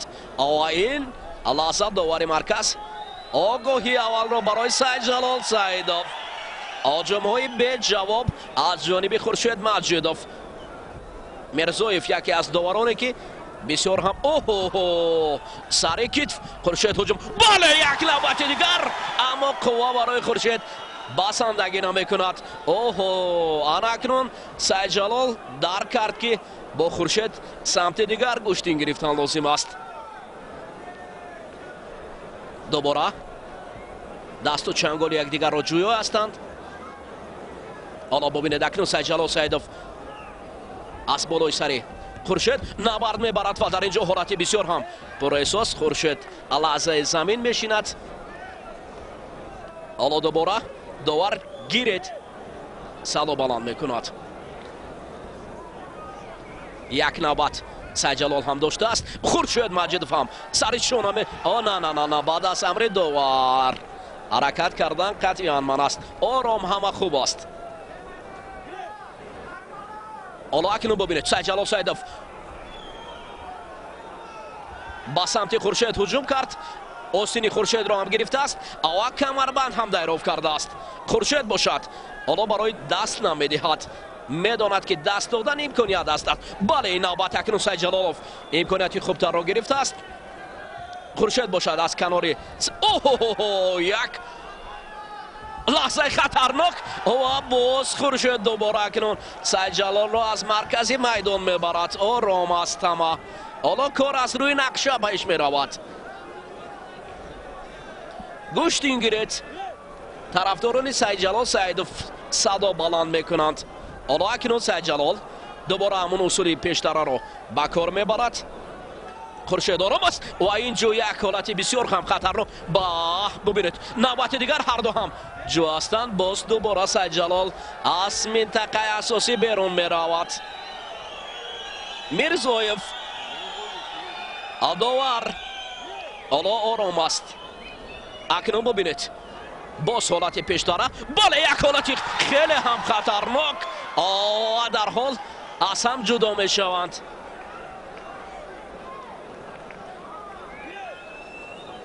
Хуршед Маҷидов, Сайҷалол Саидов дубора барои остин пайдо кардан, аммо кӯшиш мекунад. Хуршед доимо фаъоли худро дар баробари Сайҷалол нишон медиҳад. на ман кӯдакам, гарчи ту ҳасти ҷавон, ба гӯшти камарбаста дорам ён. Хуршед ҷавон аст, хеле ҷавон аст. ва Сайҷалол таҷрибаи хуби гӯшт. бубинед як ҳолати дигар. ҳалол, ин иштибоҳи Хуршед Маҷидовро ба тахта пушт мебарад. Сайҷалол Саидов акнун такя ба ҳонари асили худ. бисёр ҳолати хуб буд. ҳолати такрорро ҳам дидан мумкин аст. бубинед иштибоҳи Хуршед барои партофти Сайҷалол Саидов, аммо худ зери чангол мемонад. пеш аз он ин набарди таърихи оламо ҳолати такрорро мебинем ки дар ин ҷо Хуршед Маҷидов чӣ гуна иштибоҳ кард. бубинед ана ин ҳолат аст. бале, иштибоҳе ки аз худи Хуршед сар зад. ба ҳар ҳол дӯстони азиз, ин набарди таърихи Сайҷалол мешудааст ки ина Сайҷалол дидед дар мусобиқоти байналмилалӣ ҳам хел гӯштин гирид. акнун боз як набарди бисёр ҳам ҷолиб خورشید خیلی خوب گوشتین گرفت، باور کنید فعال بود اما بعضا حالت میشود حالتی. حالا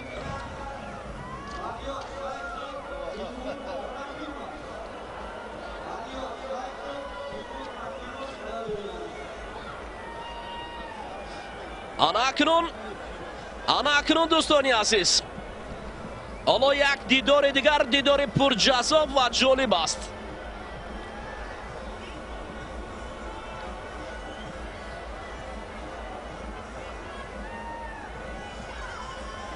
یک دیدار تاریخی دیگر است در وزن 100 کیلو. انا اکنون جفتی که می آید جفتی با هم مناسب است، بسیار هم خوب هستند. فردوس نسیموف پیش و پیش از دنبالی و شمشاد عبداللهیف، دو پهلوانی که به خاطرشون کفکوبی میکنند. آفرین، انا مردم را ببینید، همه بس خاطر این دو پهلوان کفکوبی صمیمانه میکنند. میدونند که این دو پهلوان گوشتین زیبا، گوشتین جالب و گوشتین بسیار هم جذاب را نشان میدهند.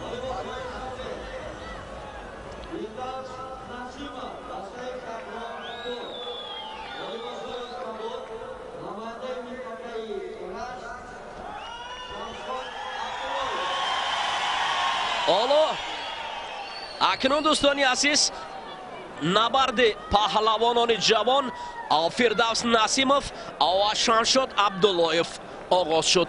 یک شهر کلوب دیگری وادی رشت را معرفی میکند. این دو پهلوانی که از روی قد و قامت با هم مناسب. فردوس، شمشاد سمت دیگر. ببینید شمشاد حالا اکنون جوی است رقیب را. اوه در اینجا بسیار حالت خوب را شمشاد.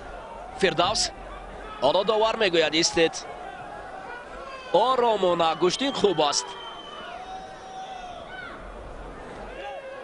نوبت دیگر هر دو هم به سمت یکدیگر با نگاهی غضب‌آلود هجوم میکنند. شمشاد کمربند فردوس را میگیرد. فردوس باشد اکنون آستینی شمشاد را داشته است. فردوس نوبت دیگر شمشاد باشد هجوم دیگر را پیشه کرده است. و فردوس حالا یک نوبت برای سر کتف اصول معروف فردوس نسیموف به کار نرفته است. عبداللهیف شمشاد حالا اکنون او هم موفق نمی شود در مقابل فردوس عمل نشان دهد. دوباره قد و دستانی آن اکنون این واس کمی مرکب تر است. بعد ایستید پهلوانان عزیز، داور امر کرده است. امر داور برای شما حتمی است. آگاهی برای فردوس نسیموف. فردوس شمشاد دستی راست مصلحت میدهند برای فردوس. شمشاد سمت دیگر. حالا هر دو هم با هم نزدیکتر بشن. آواز شمشاد به هجوم میگذارد. این پهلوان 100 کیلو هجوم میکند.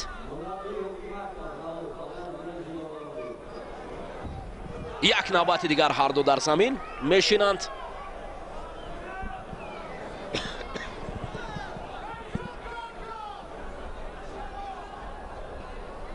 حالا دوباره داور برای گوشتین گیرد اشاره کرد. شمشاد پهلوان است که در وادی رشت نامدار است. فردوس نسیموف باشد پهلوان است که در شهر کلوب، در منطقه کلوب همه خرد و بزرگ را میشناسند. یعنی این جفتی هستند که از میان خلق برآمدند و میان خلق نامدار و شهرتمند هستند. پهلوانان مردمی هستند. فردوس شمشاد حالا دست و گریبان یکدیگر را پیدا کرده ایستند. ببینید فردوس خیلی در اینجا رقیب را داشت. نوبت دیگر حالا باز دست و گریبان یکدیگر را پیدا کردنی هستند.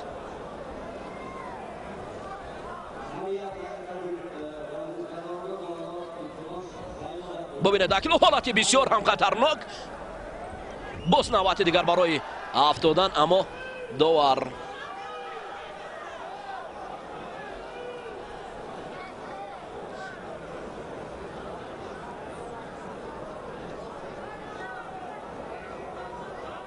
برای با ترتیب در آوردن کمربند فردوس نسیمов کمربند از سر نو میبندد و دوباره نبرد این پهلوانان شروع می شود با اشاره داور مرکز محمد علی میرزویف. گیرد فردوس شمشاد حالا یک نگاهی با مثل پلنگ یک دیگر را نگاه میکنند. پلنگی که گویا با شکار برآمده است برای پیدا کردن سید. همیشه جو هستند یک دیگر را. فردوس حالا از سمت دیگر شمشاد ببینید فردوس می نشیند. اینجا داور را گوش کردن لازم است. داور را گوش کردن لازم است.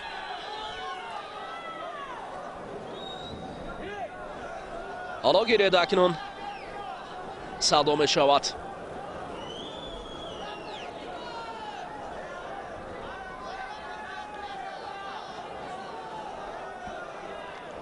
حالا دستو گریبان یکدیگر پیدا کردن برای این پهلوانان.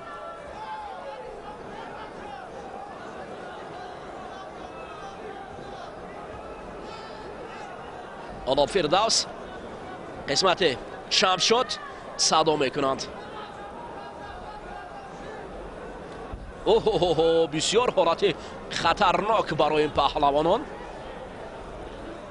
با مثل برق هر دو هم صورت بلند گشتید میگیرند.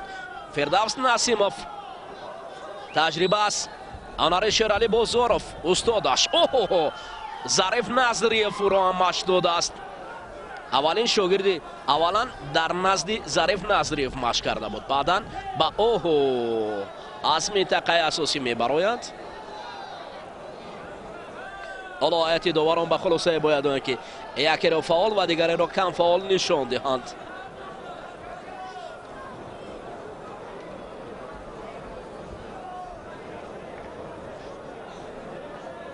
این دو پهلوان نامدار و شهرتمند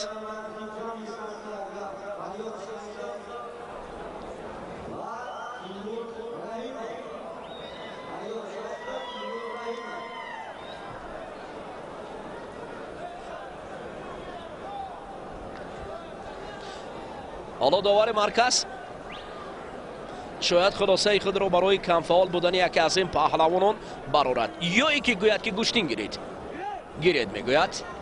معنای او را دارد که همه آرام است و تحت نظارت است.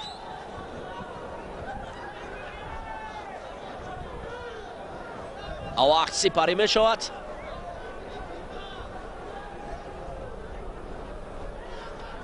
شمشاد فردوس نوبت دیگر هر دو هم دست و گریبان و فردوس سر کتف نشستن میسر نمیگردد. شمشاد عبدالله باشد کنار میرود.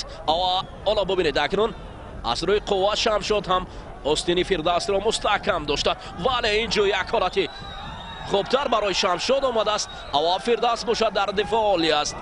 وقت به انجام رسید. دیدید تفاوت یک آگاهی است. یک آگاهی است که بار اول در این دیدار یکی را پیروز انیقترش فردوس اعتراض میکند. شمشاد عبداللهیف با فینال میرود با سید جلال سعیدov گوشتین میگیرد.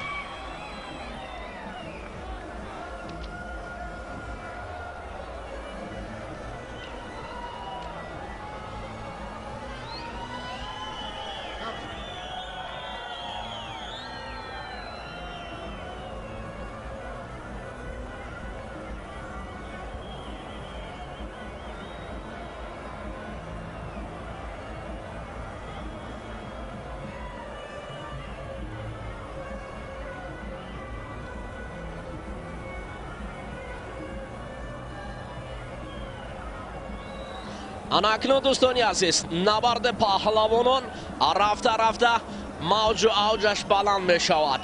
ана ҷаҳонгир навакак истиқбол аз пирӯзӣ кард. бародари хуршед мебарояд. хуршеде ки ҳам хеле ҳам хуб гӯштин мегирад.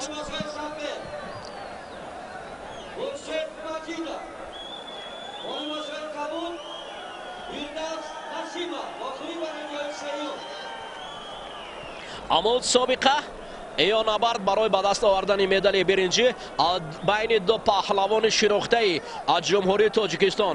хуршед маҷидов яктаги сафед ба бар кардааст. фирдавс насимов бошад бо пироҳани ҳарду як шакл гӯштин мегиранд. ҳарду як шакл гӯштин мегиранд. яъне як равишро пеша кардани ду паҳлавоне ки ҳарду ҳам номдор ва шоҳратманд дар ҷумҳурии тоҷикистон ҳастанд. ҷаҳонгир дигар ҷои барои суҳбати ҷаҳонгир нест. ҷаҳонгир ба кулли бисёр хуб дурахшид. олӣ. акнун дӯстони азиз ҳоло ду паҳлавоне ки дар гӯштинҳои миллӣ байни ҳам набард карданд, якдигарро хуб мешиносанд. ҳарду дар намуди ҳам гӯштини самбо ҳам гӯштини ҷудо гӯштин гирифтанд. яъне мактаби хуби гӯштини миллии тоҷикӣ сароғоз аз гӯштини миллии тоҷикӣ ва гӯштини миллии самбо ва ҳамчунин гӯштини ҷудоро гузоштанд.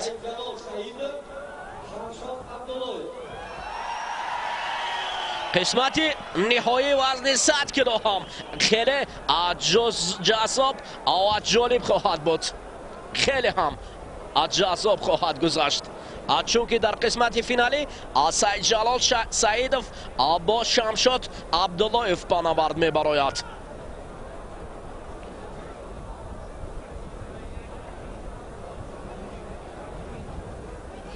хуршед маҷидов фирдавс насимов сари китф мехост ки рақибро афтонад.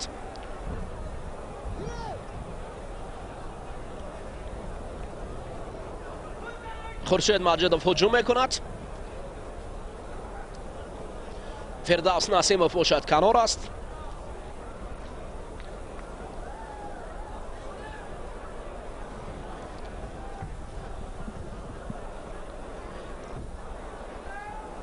ду паҳлавоне ки якдигарро хуб мешиносанд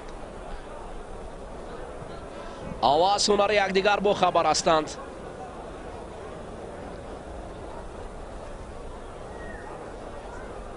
ин нафароне ки дар донишкадаи тарбияи ҷисмонӣ ба номи ҷаҳон паҳлавон саид мумин раҳимов таҳсил мекунанд. аксаран паҳлавононе ки ба қисматҳои ниҳоӣ баромаданд дастпарварони донишкадаи тарбияи ҷисмонӣ ба номи ҷаҳон паҳлавон саид мумин раҳимов ҳастанд.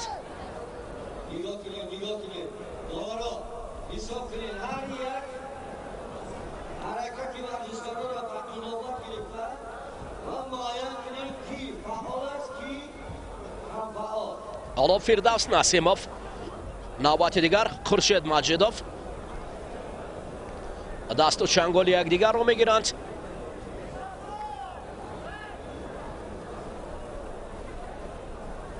маҷидов, фирдавс насимов пироҳани кабуд ба бар кардааст дар вазни 100 кило. акнун довталаби асосӣ барои ба даст овардани шоҳҷоиза шояд ҷаҳонгир маҷидов ҳам барояд. барои ба даст овардани анамин шоҳҷоизае ки дар маркази майдон гузоштанд.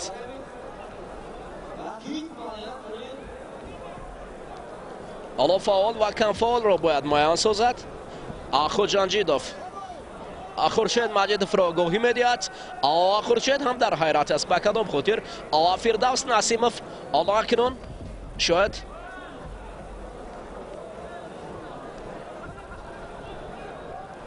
самти дигар пеша гиранд.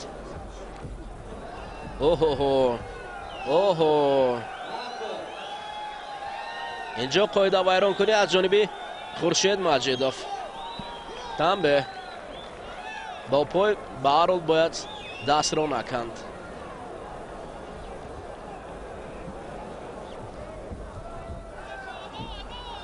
ҳоло акнун фирдавс насимов мешинад. бале баҳло ана акнун диде чӣ гуна аст ин гӯштини миллӣ. ҷаҳонгир баъд аз таваққуф шояд акнун дар гӯштини миллӣ кораш хуб аст баро, аммо Фирдавс ҳоло ана акнун ҳоло баъданро барои ҷаҳонгир Маҷидов Хуршед нишон медиҳад довари марказ. ҳоло акнун Хуршед ҳам дар ғазаб омад. гӯштини хуб байни паҳлавонон аст. хеле ҷолиб ва ҷазоб аст. қисмати Фирдавс ва қисмати Хуршед савдо мекунанд.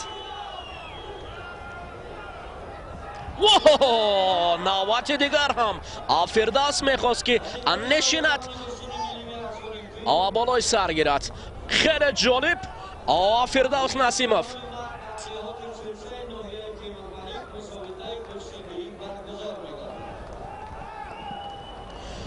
акнун бубинед Фирдавс навбати дигар барои нишастан ва Хуршед қувваи худро барои Фирдавс бурд ва Фирдавс натавонист. ҳоло Хуршед барои гиребон пайдо кардани Фирдавс ҳуҷум мекунад. ин паҳлавони шинохта ва онарашро нишон медиҳад. ҳамчунин эълон мекунанд ки саҳнаи 29 дар ноҳияи Тимур Малик гӯштини миллӣ баргузор мегардад дар деҳаи чилча. ҳоло набард байни паҳлавонон. Хуршед Фирдавс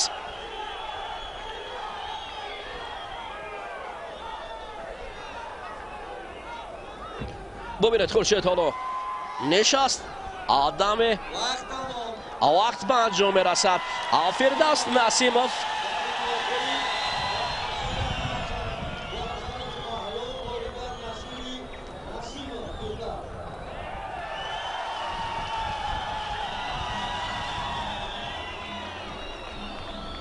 пирӯз мешавад.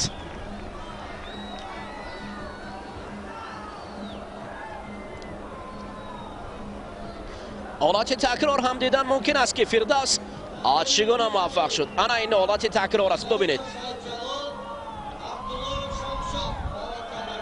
ҳамчунин мо метавонем ки ҳолате ки Хуршед Маҷидов Фирдавсро партован ҳамин ҳолат аст. офарин коргардон Ферӯз Бахтибеков бо тамоми имконият лаҳзаҳои такрорро барои мо пахш мекунанд.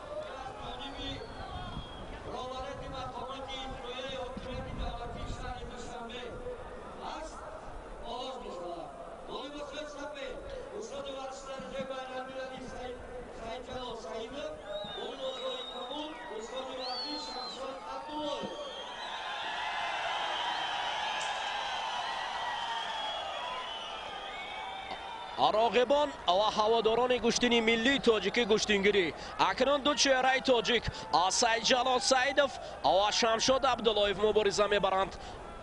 چوبان عقابان دو بگوزو کشادن برای این پهلوانان شایسته و خیلی هم جالب است، چون که هر دو پهلوان تجربه غنی گوشتنی ملی تاجیکی گوشتنگیری دارند. مس از میدان ها هر دو پهلوان به این مرتبه رسیدند. سعید جلال شمشاد سعید جلال لحظه برای گریبان داشتن رقیب هجوم میکند. شمشاد باشد چند نوبت کوشش برای پیدا کردن گریبان سعید جلال سعیدов. حالا سعید جلال لحظه از گریبان شمشاد گرفت و شمشاد او را دور کرد. نوبت دیگر سعید جلال حالا سراسی موار نیست. شمشاد کمه با هجوم میگذارد. ببینید حالت خوبتر است. و سعید جلال اکنون هر دو دست را برای شمشاد دو دست. اکنون شمشاد برای هجوم کردن از منطقه اساسی میبراین. دوار مرکز هر دو را گوشتین رومان میکند لحظه اونها رو با مرکزی گلیم دعوت میکند. گوشتین گیرید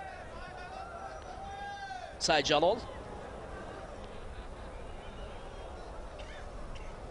شمشاد برای پیدا کردن گریبان رقیب و ببینید شمشاد اکنون گریبان گرفته است و سعید جلال باشد خود را کنار میگیرد لحظه اما با خوبی و آسانی خود را از چنگال شمشاد عبداللهیف سعید جلال سعیدوف رها میکند.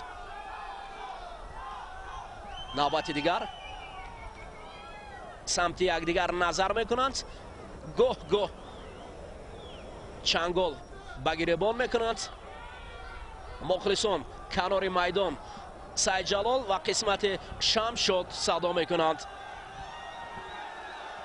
اکنون شمشاد قد و بست سعید جلال بالاتر میستند نسبت به رقیب. داور مرکز حالا اکنون فعال و کم فعال را باید معین کند. آگاهی برای سعید جلال سعیدوف با همچنین شمشاد عبداللهیف برای گوشتین نگرفتن. اوهو شمشاد سعید جلال سعیدوف شمشاد به هجوم میگذارد گریبان و آستین رقیب را میدارد و سعید جلال باشد حالا سر خم هر دو کنار میدان میروند هر دو فاصله را دور میکنند به خاطر که خطر دارد فاصله نزدیک بین این دو پهلوان نامدار. قسمت فینالی وزنی 100 کیلو است. اوه شمشاد اوه بدن را کار میکند شمشاد عبداللهیف مخلصان کفکوبی به خاطر هنرنمای هر دو پهلوان میکنند. شمشاد اکنون قدم خود را برای پیروزی میگذارد. حالا سعید جلال شاید در غضب آید و جبران از این پرتاف نماید. عبداللهیف آرام است سعید جلال باشد شتاب دارد لحظه اکنون سر اول شمشاد شتاب میکرد حالا ایواز شد واس حالا باید جبران کرد اما شمشاد هنوز هم خاموش نمیشیند. مخلصان از این طرف از سمت پیش اما صدا بلند میکنند. گوشتین زیبا را دیدن میخواهیم. سعید جلال شمشاد حالا اکنون آستین داشته است شمشاد سعید جلال سعیدوف باشد باید دست را پیدا کند و ببینید یک نوبت دیگر بسیار حالت خطرناک است و سعید جلال سعیدوف این نوبت هجوم میکند. برآمدن از منطقه اساسی معنای آگاهی را دارد. حالا داور مرکز برآمدن شمشاد عبداللهیف را طریق انگشت نشان میدهد از مرکزی میدان دور نرفت. گوشتین گیرید سعید جلال شتابان اکنون سعید جلال با هجوم میگذارد شمشاد خود را کنار میگیرد و سعید جلال اکنون این امکانات زیبا را پیدا کرده است و میخواهد که از این فرصتی خوب کار کند. حالا شاید دوباره برای شمشاد عبداللهیف گشته برگشته اکنون آواز تغییر می‌یابد. اوه آن اکنون با چنین شکل گوشتین می‌رود. حالا شمشاد هم در مقابل سعید جلال اکنون برای هجوم کردن آماده است. با ببینید باز هم یک وضعی بسیار هم مرکب و یک توکل کردن شمشاد عبداللهیف بود. حالا سعید جلال رو می‌بینیم که بسیار هم بی‌قرار است. شمشاد بر مقابل او هم دست و بازو زده است. حالا اکنون سعید جلال هجوم میکند پیوسته شمشاد باشه از سمت دیگر رو پیشه کرده است و ببینید هر دو یک نوبت دیگر هم اکثرا شمشاد هجوم نمیکند اما جوابا در هجوم های سعید جلال ناگهان اصولی رو با کار میبرد که برای سعید جلال سعیدوف هم خطر دارد. نوبت دیگر حالا هر دو هم ببینید گریبان از مرکزی برای پهلو افتادن کوشش میکند. آواز مرکب میشود بین این دو پهلوان. حالت بسیار هم جالب و جذاب. مخلصون هم صدا بلند میکنند. این واس آوازی مرکب از سعید جلال الله اکنون برای پیدا کردن کمربندی شمشاد عبداللهیف کوشش دارد. اوه نه، این واس نمیشود، آواز نمیشود. حالا در این وزن آواز کمی تغییر یافته است. حالا مخلصان اکنون نوبت دیگر سعید جلال بالا هجوم کردن و ببینید اما کاری آنها رنگین نمیشود. اکثرا صدا بلند میکنند. آواز خوب است، گوشتینی خوب را نشان دادن برای پران. حالا مخلصان از تو جانب اینجا کفکوبی میکنند و به خاطر هنر زیبای گوشتینگیری. حالا اکنون هیئت داوران با هم جمع میآیند، میبینند کی در اینجا بیشتر است. ببینید همه میدان همه کفکوبی میکنند به خاطر آنها. انا این از شکوه و شهامت گوشتینی ملی تاجیکی. گوشتینگیری فضا هم خیلی زیبا است.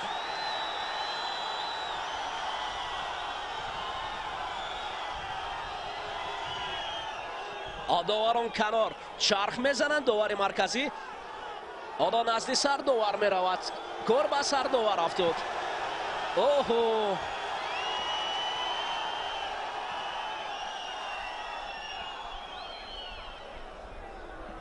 اکنون شروع شوق زیادتر میشه. گوشتینگیری اوه این واز کمی مشکل است. شمشاد سعید جلال خوب داشته است. اوه